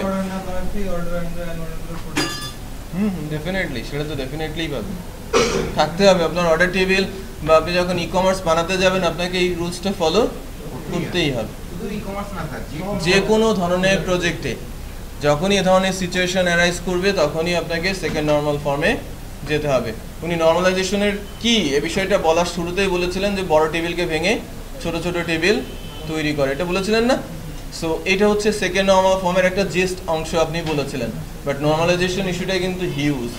তো নর্মালাইজেশন একটা স্পেসিফিক টেবিলের উপরে হয় যখন সেটা first normal form. Second normal form একটা স্পেসিফিক টেবিলের উপর হয় এবং ওটা ভেঙে একাধিক টেবিল তৈরি হয়। বাট এখন যেটা বলবো থার্ড নর্মাল ফর্মটা মূলত ওই ডেটাবেসে যতগুলো টেবিল আছে সবার কথা চিন্তা করে হয়ে থাকে। মানে থার্ড নর্মাল ফর্মের ইস্যুটা খুবই ছোট্ট, বাট এরিয়াটা কি ভাস্ট, রাইট? আমি যখন থার্ড নর্মাল ফর্ম নিয়ে কথা বলবো তখন শুনতে অনেক ইজি মনে হবে, বাট ইমপ্লিমেন্ট করাটা অনেক ডিফিকাল্ট। ইমপ্লিমেন্ট করাটা really very difficult. So second normal form নিয়ে একটু কথা হয়েছে, এবং থার্ড নর্মাল ফর্ম নিয়ে কথা বলবো। লাইক আমি যদি এখানে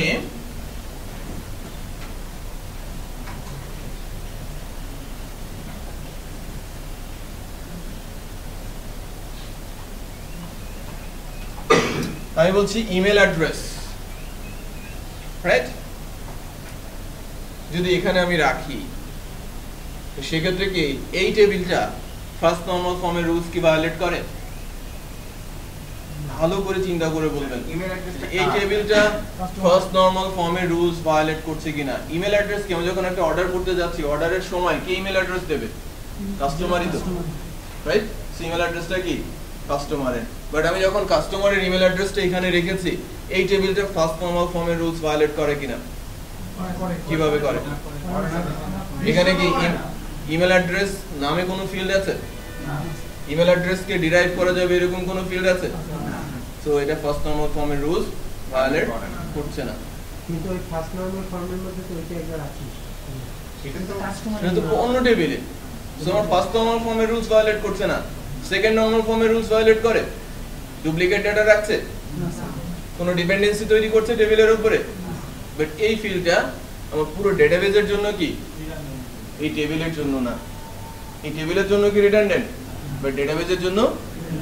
এই ধরনের ফিল্ডগুলোকে আমাকে ফাইন্ড আউট করতে হবে ডেটাবেজ টেবিল থেকে, যে ওই টেবিলের মানে আমি যে টেবিলের ফিল্ডে রেখেছি যেটা এই টেবিলের জন্য রিডান্ডেন্ট না, বাট অন্য আরেকটা টেবিলে একদম স্পেসিফিক ভাবে এই ফিল্ডের ভ্যালুটা রয়েছে, এবং যে ভ্যালুটা আমি এই কাস্টমার আইডির মাধ্যমে সহজেই পিক করতে পারি, এটা আমি এই টেবিলে রেখে দিয়েছি। এজন্য এটাকে এভাবে বলা হয় যে ডেটাবেসের টেবিলের মধ্যে এমন কোনো ফিল্ড রাখা যাবে না যে ওই টেবিলের প্রাইমারি কির উপরে পুরোপুরি ডিপেন্ড করে না, প্রাইমারি কির উপরে পুরোপুরি ডিপেন্ড করছে না। এর থিওরিটিক্যাল রুলসটা বি ডিফারেন্ট, বাট কনসেপ্টটা একটু ডিফারেন্ট। সো কাস্টমার আইডিটা আমি পেতে পারি ফরেন কি কাস্টমার আইডি দিয়ে, তাই না? পেতে পারি না? বাট এটা কি অর্ডার আইডির সাথে কি রিলেটেড? অর্ডার আইডির সঙ্গে ডিপেন্ড করছে না, বাট ডিপেন্ড করছে কার উপরে? কাস্টমার আইডির উপরে। সো এমন কোনো ফিল্ড এই ডেটাবেস টেবিলের মধ্যে রাখবো না যা ওই টেবিলের প্রাইমারি কির উপরে ডিপেন্ড করছে না, এবং যা ওই ডেটাবেসে না হলেও পুরো ডেটাবেসের জন্য, ওই টেবিলের উপর না হলেও পুরো ডেটাবেসের জন্য কি রিডান্ডেন্ট। মনে করেন এই টেবিলের সাথে আমার 3টা টেবিল কানেক্টেড বা 4টা টেবিল কানেক্টেড, 4টা টেবিলের কোনো একটা টেবিলের মধ্যে এই ভ্যালুটা রয়েছে, সো তাহলেই কি এটা রিডান্ডেন্ট ডাটা। সো এই টেবিলের মধ্যে থেকে এই রোটাকে আমাকে বা এই কলামটাকে আমাকে রিমুভ করে দিতে হবে। সো প্রথমটা ছিল স্পেসিফিক টেবিলের জন্য, দ্বিতীয়টা ছিল স্পেসিফিক টেবিলের জন্য, বা থার্ড নরমাল ফর্মটা কি হোল ডেটাবেসের জন্য। হোল ডেটাবেসে যেন রিডান্ডেন্ট ডাটা না ঢোকে তার জন্য রুলসটা কি, এমন কোনো ফিল্ড ডেটাবেস টেবিলের মধ্যে থাকবে না যা ওই টেবিলের প্রাইমারি কির উপরে পুরোপুরি ডিপেন্ড করছে না। মনে থাকবে?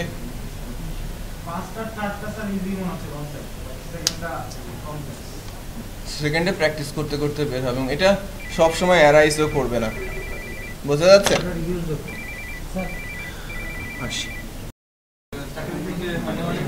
যদি জব সেক্টরে থাকি তখন দেখা গেছে কোনো ক্লায়েন্টের রিকোয়ারমেন্ট থাকবে যে আপনি আমাকে ইনভেন্টরি বানান দেন, তো আপনি এখানে করে যাচ্ছেন ই-কমার্সে আইটেম বাদে এখানে আপনার আমরা যদি বলেন কিছু পার্টটা কভার করব, ইনফরমেশন সিস্টেম একটা করে দেন, হ্যাঁ সেটা থেকে দেখা গেছে সহজ বাংলায় অ্যানসার দিলেও যেগুলো স্যার আপনি এটা পাবো এনি ওয়ান অফ সেটা কিন্তু আপনারা ইন্টারেস্টিং একটা সিচুয়েশনে পড়বেন না।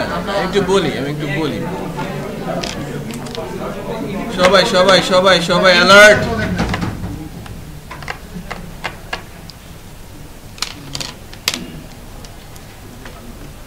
আচ্ছা, বলা হচ্ছে আমি যখন ক্লাসে আলোচনা করব ই কমার্স নিয়ে আলোচনা করব, আজকে এতটুকু এখানে, কালকে এতটুকু ওখানে, পরশু ওখানে, এরকমভাবে আলোচনা হবে না। একটা প্রজেক্ট এক্সিকিউট হবে যার ভেতরে স্পেসিফিক ফিচার নিয়ে আলোচনা হবে, রাইট? কীভাবে প্রজেক্ট করতে হয় ইন্ডিভিজুয়ালি, যেটা করবে ইনভেন্টরি, স্টুডেন্ট ম্যানেজমেন্ট সিস্টেম, এটা ইন্ডিভিজুয়াল প্রজেক্ট। বাট কোনো গ্রুপ যদি বলে যে আমি ডিফারেন্ট কোনো একটা প্রজেক্ট নিয়ে অ্যাটেম্প করবো, most welcome, right? Individual project আমরা গ্রুপ তৈরি করে দিয়েছি না আলাদা আলাদা করে।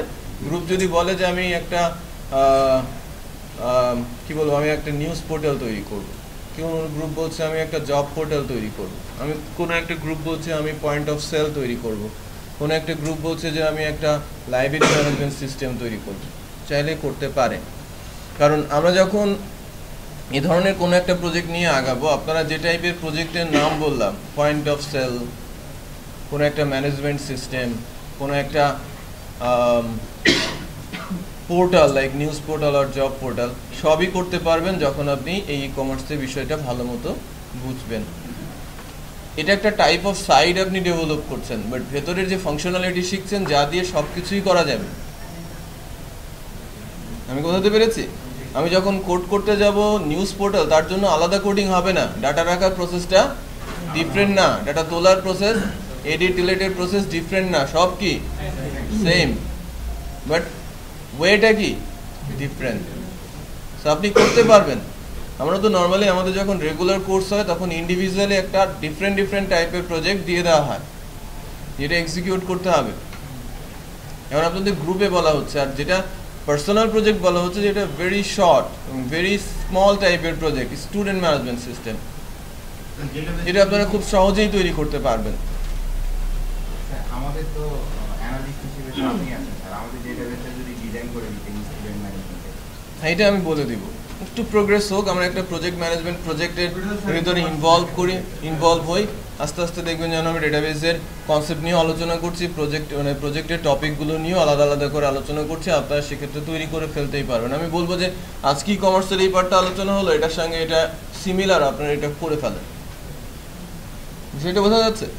সো আমি যদি ই কমার্স করতে পারি এবং আমাকে যদি জিজ্ঞেস করা হয় আপনি নিউজ পোর্টাল তৈরি করতে পারবেন কিনা, সে যদি বলে যে না পারবো না, তার অ্যাকচুয়ালি দরকার নেই। কারণ ই কমার্সের চাইতে মাস মোর ইজি কি একটা নিউজ পোর্টাল তৈরি করা, right? So individual type of sight যখন বানাবেন, হয়তো ফ্লো ডিজাইন একটু ডিফারেন্ট হবে, কিছুটা কাজের ডিফারেন্স আসবে, বাট ম্যাক্সিমাম কি জব কি সেম, ফরম্যাট সেম। আচ্ছা, তো যেটা হতে পারে যে আপনার যেটা গ্রুপ করা হয়েছে, এর জন্য আমি ফোর্স করব না, আমি হয়তো ফোর্স করব ইন্ডিভিজুয়াল প্রজেক্টে এবং আমি ওখান থেকেই মার্কিং করব ইন্ডিভিজুয়াল প্রজেক্টটাতে। বাট অ্যাডিশনাল যদি আপনারা পেতে চান, গ্রুপে আপনারা আলাদা আলাদা টাইপ অফ প্রজেক্ট করতে পারেন এবং সেক্ষেত্রে আমার সঙ্গে কনসার্ন করে কনসালটেন্সি নিয়ে করতে পারেন। সেক্ষেত্রে আমি কিছু হেল্প করতে পারি, ওখানে পেছনে হাবিব আছে, হাবিবও হেল্প করতে পারে, বোঝা যাচ্ছে? বাট আমি ফোকাস করবো, আমি যেটা ক্লাসে আলোচনা করছি আমি ফোকাস করবো যেটা ইন্ডিভিজুয়াল প্রজেক্ট আকারে বলা হচ্ছে। ক্লিয়ার সবাই? গুড। আর কোনো কোয়েরি আছে? আচ্ছা, ইন্ডিভিজুয়াল যেটা দেওয়া হবে সবাইকে একটাই সেম প্রজেক্ট। ই কমার্স তো আমি নিয়ে আগাবো এবং এটা হোমওয়ার্কে আপনাদের কাজ করতে হবে এবং সাথে স্টুডেন্ট ম্যানেজমেন্ট সিস্টেমটা আপনাদের করতে হবে। হ্যাঁ, যার যার মতো করে, ডিজাইন ডিফারেন্ট হতে পারে, ফ্লো ডিজাইন, কোডিং তো ডেফিনেটলি ডিফারেন্ট স্টাইলেই আগাবে। বাট আপনারা প্যারালালি বা গ্রুপ ওয়াইজ যদি ডিফারেন্ট প্রজেক্ট করতে চান, মোস্ট ওয়েলকাম, রাইট? তাহলে ভেরিয়েশন আসবে, কাজের প্রেশার থাকবে, কাজ ভালো শিখবেন, বেশি শিখবেন। আমি বোঝাতে পেরেছি? আচ্ছা, গ্রুপ করে করে আপনারা কিন্তু স্টাডি করা শুরু করতে পারেন। গ্রুপ স্টাডিতে ডিফারেন্ট প্রজেক্ট নিয়ে আলোচনা এবং এর জন্য হেল্প আপনারা পেতে পারেন। তো আমরা ওইটা নিয়ে একটু পরবর্তী আলোচনাটা এগিয়ে নিতে চাচ্ছি। পরবর্তী আলোচনাটা যেটা আমি নিতে চাচ্ছি সেটা হচ্ছে এরকম যে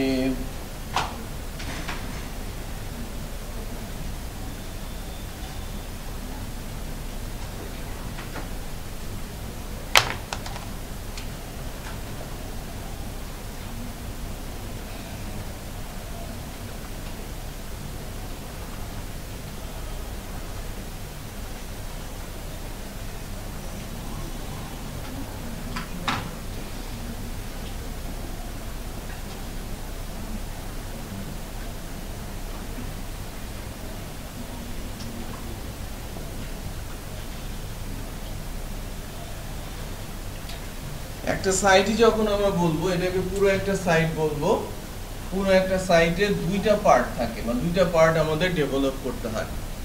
কোন একটা সাইট যখন আমরা ডেভেলপ করতে চাই, দুইটা পার্ট আমরা ডেভেলপ করি বা দুইটা পার্ট থেকে থাকে। লাইক আমি যদি বিডি জবসের কথা বলি, বিডি জবসের যে অংশটুকু আমরা দেখতে পাচ্ছি সেটাকে আমরা ফ্রন্ট এন্ড বলছি। আমরা যা দেখতে পাচ্ছি, আবার রেজিস্ট্রেশন করলে, লগ ইন করে ঢুকলে আরও বেশ কিছু ফিচার আমরা পেয়ে থাকি।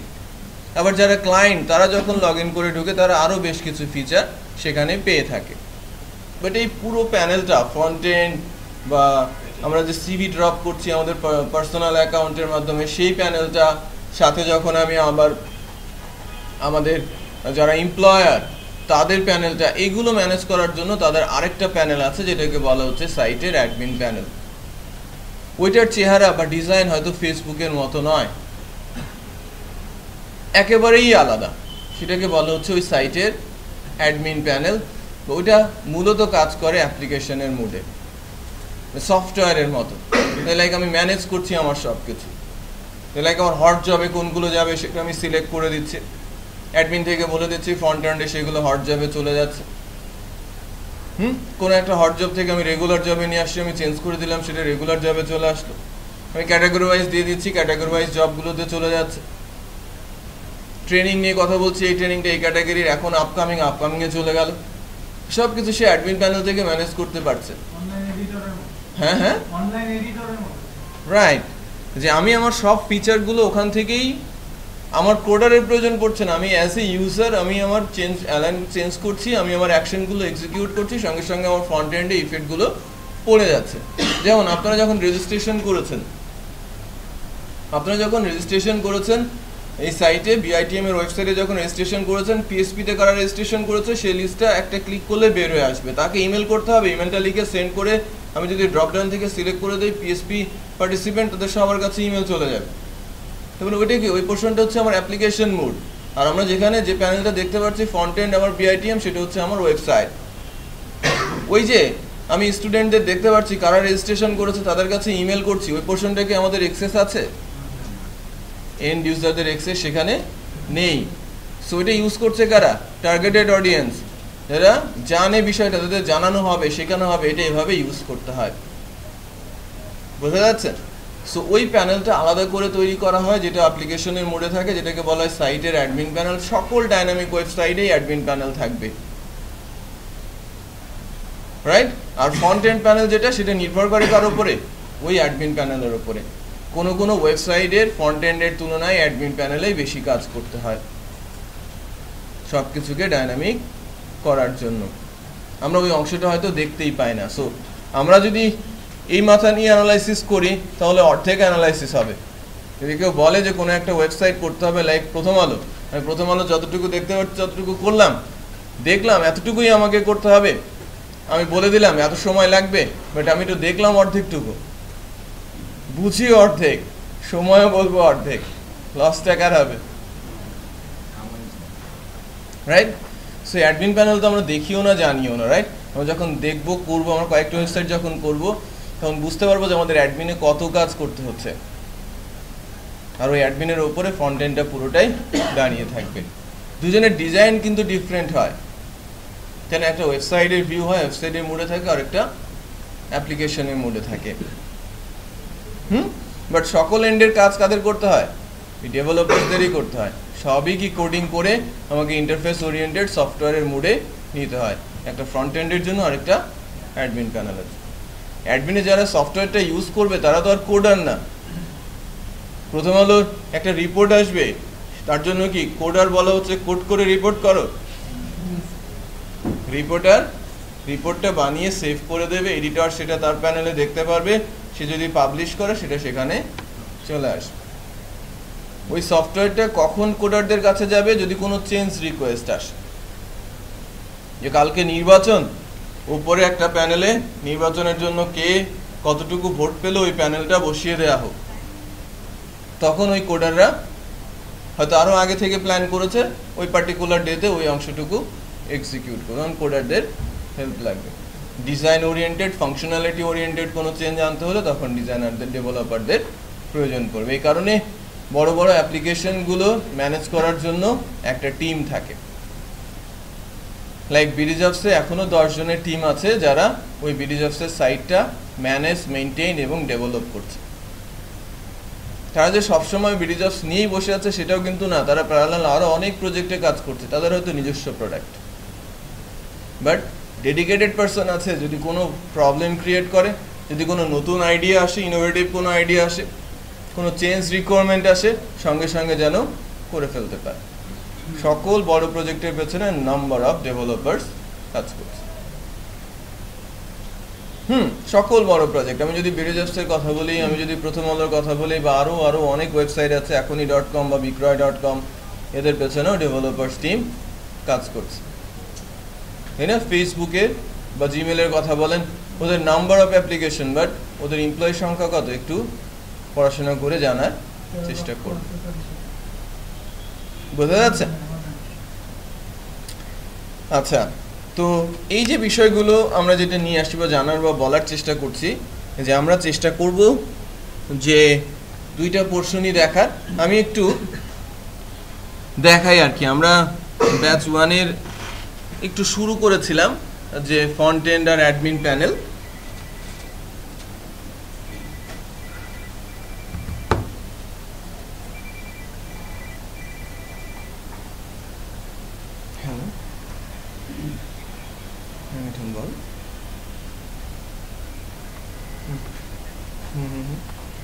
আচ্ছা আচ্ছা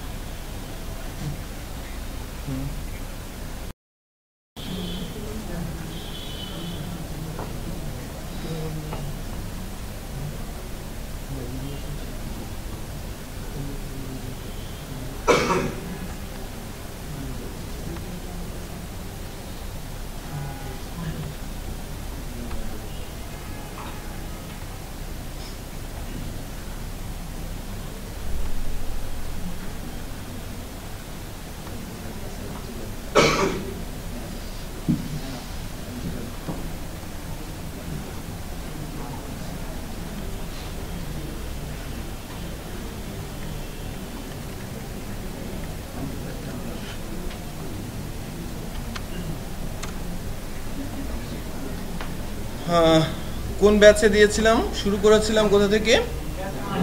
ব্যাচ 1 এ, ডে 19 এ। ও আচ্ছা, আলাদা করে করেছিলাম।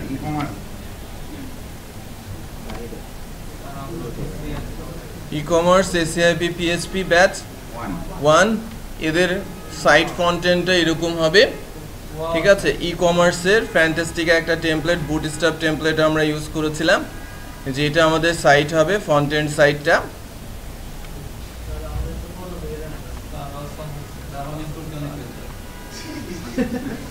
আচ্ছা, না আপনারা শুরু করেন না, আপনাদেরও শুরু হবে। আর যখন আমি আমাদের সাইটের পরে অ্যাডমিন লিখব, তখন অ্যাডমিনের জন্য আমার এই অ্যাডমিনিস্ট্রেটিভ প্যানেলটা আসবে, লগ ইন প্যানেল, রাইট। এটা অথেন্টিক হয় না, এটার ফাংশনালিটি হয় না, শুধু ডিজাইন বসানো হয়েছিল, তাই না? সো এটাতে যখন আমরা লগ ইন প্রেস করব, তখন আমার ড্যাশবোর্ড আসবে। লগ ইন প্রেস করলেই আসবে না, log in user ID password দিয়ে অথেন্টিকেশনের মাধ্যমে আমাকে লগ ইন করতে হবে, দেন আমরা আমাদের ড্যাশবোর্ডে চলে আসবো। হ্যাঁ, তো এখান থেকে আমাদের ক্যাটাগরি অ্যাড করা, প্রোডাক্ট অ্যাড করা, ম্যানুফ্যাকচারার অ্যাড করা, category management, manufacturer management, product management, order management, inventory management, এগুলো সব কোথায় হবে? অ্যাডমিন প্যানেলে। আর ফ্রন্ট এন্ডে কি? Product display, category wise product display, manufacturer wise product display, featured product, তাই না? তারপরে কি? প্রোডাক্ট ডিটেলস, শপিং কার্ট, তাই না? দেন চেক আউট প্রসেস, দেন অর্ডার কমপ্লিট, এগুলো কোথায় থাকবে? Front end. আর ব্যাক এন্ডে তার ম্যানেজমেন্ট প্যানেলটা। এর ডিজাইন মোডটা একটু দেখেন, বিট ডিফারেন্ট, আর এর ডিজাইন মোডটা একটু কি ফ্যান্সি, রাইট? যেমন ওয়েবসাইটে যারা আসে, তারা যেন ওয়েবসাইটের ডিজাইনটা দেখে ওয়েবসাইটটা কিছুক্ষণ ভিজিট করতে চায়। বোঝা যাচ্ছে? আগে তো তাই করতে হবে, আদারওয়াইজ তো আপনি ক্লায়েন্ট পাবেন না। আমি ফেসবুকে প্রথম দিন গিয়ে দেখি এটা আবার কি, আমি কিছু বুঝি না, রাইট? ফেসবুক কি রেজিস্ট্রেশন করা হলো, লগ ইন করা হলো, আমরা মনে করলাম যে এটা হয়তো জিমেলের মতো কোনো কিছু, ইমেল টিমেল পাবো এরকম, বা ফ্রেন্ড অনেক থাকবে, অনেক কিছু। গিয়ে দেখি সাদামাটা কি যেন একটা, রাইট? ওটা বুঝতেই 2 দিন লেগে গেল, 10 দিন লেগে গেল, তারপরে তো আস্তে আস্তে বোঝা শুরু হলো।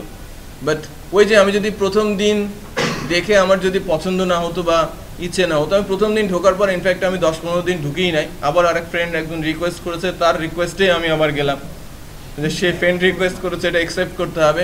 এরপর কি ওই রিকোয়েস্টে যেতে যেতেই যাওয়া হলো। আদারওয়াইজ এই ওইটা অনেকেই জানে, এবং অনেকেই অনেক সময় রিকোয়েস্ট করেছে বলেই আস্তে আস্তে করে কিন্তু তার ইউজার বেড়েছে।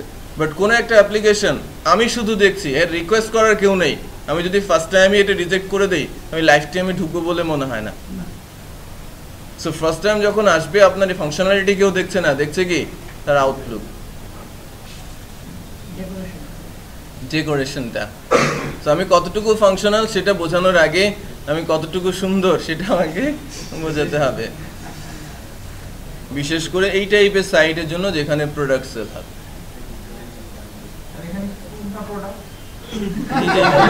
এগুলো সব এখানে মডেল হিসেবে শুধু মেয়ে হ্যাঁ অনেক প্রোডাক্ট তো এখানে হ্যাঁ মডেল হিসেবে শুধু মেয়ে রাখে কারণ প্রোডাক্ট চাকরি পায় নাই, বাকিরা চাকরি পায় নাই কারণ ওরা ডেডিকেটেড না, এই জন্য তারা ছবি তোলার সুযোগও পায় নাই। বুঝতে পেরেছেন? আচ্ছা, তো আমরা আরো ডিফারেন্ট টাইপ অফ টেমপ্লেটে যেতে পারি। এটা সবই কি চুরি করা টেমপ্লেট চুরি করাটা শিখাবেন না স্যার? না, আপনারা এমনি শিখবেন। অনেক ভিডিও ডাউনলোড করেন, চুরি করতে পারবেনই। টরেন্টের নাম অনেকেই জানে, তাই না? জানে না? জানে তো, টরেন্টের নাম অনেকেই জানে, এখান থেকে আপনি সহজেই চুরি করতে পারেন, তাই না? সো নাম্বার অফ টেমপ্লেট অনলাইনে আছে, একটু সময় দিয়ে খোঁজাখুঁজি করলে আপনি admin template, front end template পেয়ে যেতে পারেন। এটা স্টাডি করবেন, বোঝার চেষ্টা করবেন। অ্যাকচুয়ালি এখন ডেভেলপার্সদের সব কিছুই জানতে হয়। সব কিছু জানার মধ্যে আরেকটা যুক্ত হয়েছে কি বুটস্ট্র্যাপ, রাইট? সো আপনাকে ম্যাক্সিমাম টেমপ্লেট দেবে বুটস্ট্র্যাপের। আমি তো বুটস্ট্র্যাপ জানি না, আমি এর জায়গায় বি লিখবো, বি এর জায়গায় সি লিখবো, রাইট? কোড তো আমি লিখবো, কোড আমাকে লিখতে হবে কি বুঝে শুনে জায়গা মতো। সো এক জায়গায় ডিসপ্লে করার কথা, ডিসপ্লে হচ্ছে কোথায়? অন্য জায়গায়। সো আমি যদি না বুঝি কোথায় লিখলে কি আউটপুট আসবে তাহলে তো হবে না, তাই না? আমাদের আউটপুটের জায়গাটা ঠিকঠাক মতো বসাতে হবে। এই জন্য আমরা HTML CSS শিখেছিলাম, আমরা কিন্তু ডিজাইন করার জন্য HTML CSS শিখি নাই। সো আপনাদের একটা দায়িত্ব আরো পড়ে গেছে, সেটা কি বুটস্ট্র্যাপ শেখা। বুটস্ট্র্যাপ যাবেন। স্যার আমাদের 2 দিন অন্তর্ভুক্ত বুটস্ট্র্যাপের ক্লাস নেওয়া হয়। আমি গতকাল বলেছিলাম স্যার, আচ্ছা, একবারে বুঝতেছি না। আর সবাই বলতে স্যার সবাই বুটস্ট্র্যাপ করলে স্যার অবশ্যই রাখবেন। মানে অনেকেই পারে না। বুটস্ট্র্যাপ 2 দিনে কিচ্ছু হবে না, একটু আপনি ধরে দিয়েন স্যার আমার ঠিক আছে? ভয়টা দূর হতো স্যার। ভয়টা দূর হতো না, জাভাস্ক্রিপ্টের মধ্যে ক্লাসে শেষ হয়ে গেল তো স্যার। ওটা তো শেষই হয় নাই, শুরু হয়েছে। জাভাস্ক্রিপ্ট কিন্তু শেষ হয় না। আমরা যদি মনে করি যে জাভাস্ক্রিপ্ট শেষ, আমরা যদি মনে করি যে পিএসপি শেষ, পিএসপি তো আমার 3-4টা ক্লাসে আমরা পিএসপির সিনট্যাক্স শিখেছি, পিএসপি কি শেষ? আচ্ছা, তারপর তো একটু একটু ব্রডলি স্যার হ্যাঁ, আর জাভাস্ক্রিপ্টও তাই। আমাদের জাভাস্ক্রিপ্টের সিনট্যাক্সে কি আমরা 5 দিন দিলে হতো, 4 দিন দিলে হতো? সিনট্যাক্সই তো। সিনট্যাক্সের জন্য আমরা 1 দিন দিয়েছি, এটা তো অনেক বেশি সময় দিয়েছি, তাই না? আরো কম সময় দেওয়ার কথা ছিল। আচ্ছা, যাই হোক, জাভাস্ক্রিপ্টের ইমপ্লিমেন্টেশন আসবে। জাভাস্ক্রিপ্টের ইমপ্লিমেন্টেশন বুটস্ট্র্যাপ তাহলে দেখবো আমি।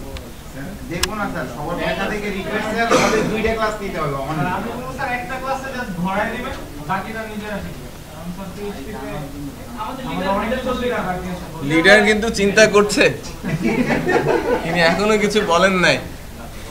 দুটোর তো সময় দিচ্ছে আর কি। আপনি চিন্তা করতেছেন যে জিজ্ঞাসা করে আপনি ইংলিশ করে আসলে অনেক কি লিখতে পারেন। আচ্ছা দুটো ক্লাস নিতে পারবেন। আচ্ছা, আমরা দেখি। হ্যাঁ, আমি তো হইছে না, আমি একটু দেখি। ব্যাপার স্যার, আমাদের ইচ্ছা আছে স্যার আমাদের যদি আরো বেশি সময় ক্লাস দিলে থাকে আমাদের তাহলে সমস্যা নেই। আচ্ছা, বেশি ক্লাস দিলে সমস্যা নাই। স্যার এই সমস্যা আছে, পেমেন্ট রাজি আছে। Good point. স্যার আমাদের মুখের দিকে তাকায় কি স্যার আমাদের একটু দয়া মায়া হয় না স্যার? দেখছেন অবস্থা? আচ্ছা, শিখতেই তো যাচ্ছে। এই জন্যই কিন্তু এখানে আমি, হ্যাঁ, আপনাদের মুখের দিকে তাকিয়েই। বাট ম্যাক্সিমাম কোর্সে অ্যাসিস্ট্যান্ট দিয়ে পার হয়ে যাচ্ছে। আর উত্তরবঙ্গের মানুষের একটু উদার মনে হয়। ওদের মনে মানুষ এই জন্য আমি পিএসপি ক্লাস এখনো আমি অ্যাসিস্ট্যান্ট দিয়ে করাচ্ছি না, আমি নিজেই করছি 2টা ক্লাস। এই জন্য আমি নিয়েছিও 2টা, নিতে পারতাম 4টা, তাই না? 4টা করলে 2টা দুজনকে দিয়ে করাতে হতো, আর 2টা আমাকেই নিতে হতো। আমি 4টা ক্লাস হয়তো করাতে পারতাম না। সো আপনাদের মুখের দিকে তাকিয়ে কিন্তু সবগুলো ক্লাসই নিচ্ছি। অন্যান্য কোর্স, হ্যাঁ, তো শিখতেই চাচ্ছে আমরা। রাইট, এই জন্যই কিন্তু আশা। তো আপনাদের মুখের দিকে তাকিয়ে সবকিছু করছি, আদারওয়াইজ করার কথা ছিল না। ওকে, আমাদের সরকার আমাদের যেভাবে দেখছে, ঠিক আছে, তারা বলেছে যে আমাদের পে স্কেল অনুযায়ী যে বেতন তার চেয়ে বেশি আমরা দিতে পারবো না। বুঝতে পেরেছেন? বাট আমাদের তার চেয়ে তো অনেক বেশি খাটনি করতে হয়, তাই না? সরকারি যারা কাজ করে তাদের চাইতে আমরা অনেক বেশি কাজ করি, সো আমাদের একটু বেশি দেওয়ার কথা, বাট দেয় নাই। রুলস অনুযায়ী তারা সেটা অ্যালাউ করে নাই। কিন্তু স্যার আপনার কাছ থেকে কিছু শিখে গেলে তো 10 জনের কাছে আপনার নামটা বলবো যে Right. স্যার আমাদের শিখেছিল। রাইট রাইট, এটাই অ্যাকচুয়াল কথা। সো ইনফ্যাক্ট এটা 2009 থেকে হয়ে আসছে। আপনারা আপনাদের মাধ্যমে কিন্তু মার্কেটিং করছেন, এবং আমরা আমাদের মতো করে স্টুডেন্ট পাচ্ছি। যেখানেই যাচ্ছি সেখানেই ভরপুর স্টুডেন্টই থাকে আল্লাহর রহমতে। রাইট? সো এটা আপনাদেরই credit. So bootstrap sir, bootstrap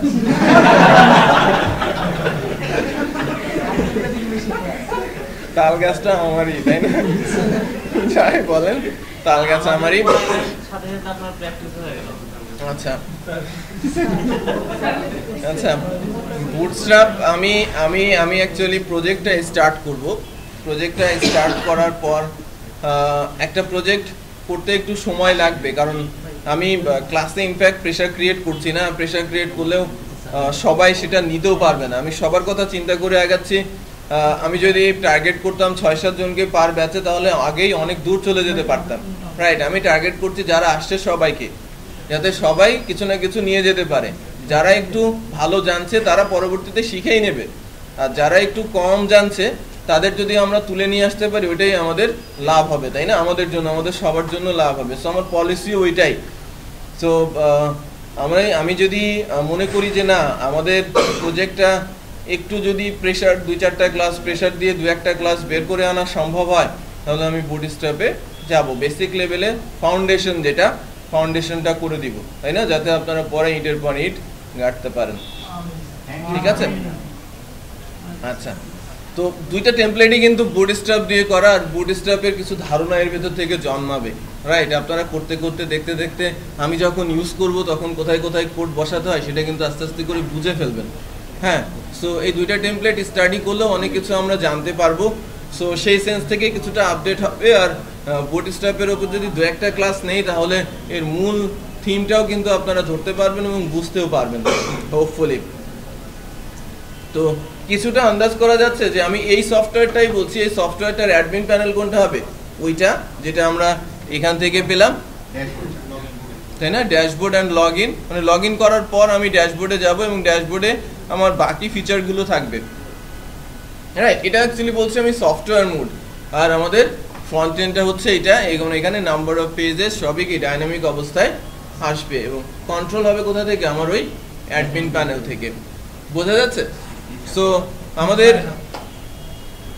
front end back end প্রসেসটা আমরা জেনেছি। আমরা আজকে ডেটাবেস নিয়ে কিছুটা আলোচনা করেছি। ডেটাবেসের এই কনসেপ্টটা মাথায় রাখবো, মনে রাখবো, যাতে পরবর্তীতে এটাকে ইউজ করার সময় যেন ভুলে না যায়। আমি যখন কোডিং করব বা ই কমার্সের দিকে যাচ্ছি, সো নর্মালাইজেশনের 3টে স্টেপই ওখানে ফলো করা হবে, সো ইমপ্লিমেন্ট হবে, এটাও যেন আমরা ভুলে না যাই। আর যখন আপনারা পার্সোনাল প্রজেক্ট করবেন তখন আমি কিন্তু ডেটাবেসগুলো একটু দেখার চেষ্টা করব, যেটা বলেছিলাম এটা আপনারা অ্যাপ্লাই করেছেন কি না। ওকে, সো হাবিব পেন ড্রাইভ নিয়ে আসেন। লাস্ট ক্লাসে গতদিনের ভিডিও কি হয়েছে? ওইটা স্যার ওই 23 হ্যাঁ হ্যাঁ, ওয়েব ডিজাইনে কত নম্বর ছিল?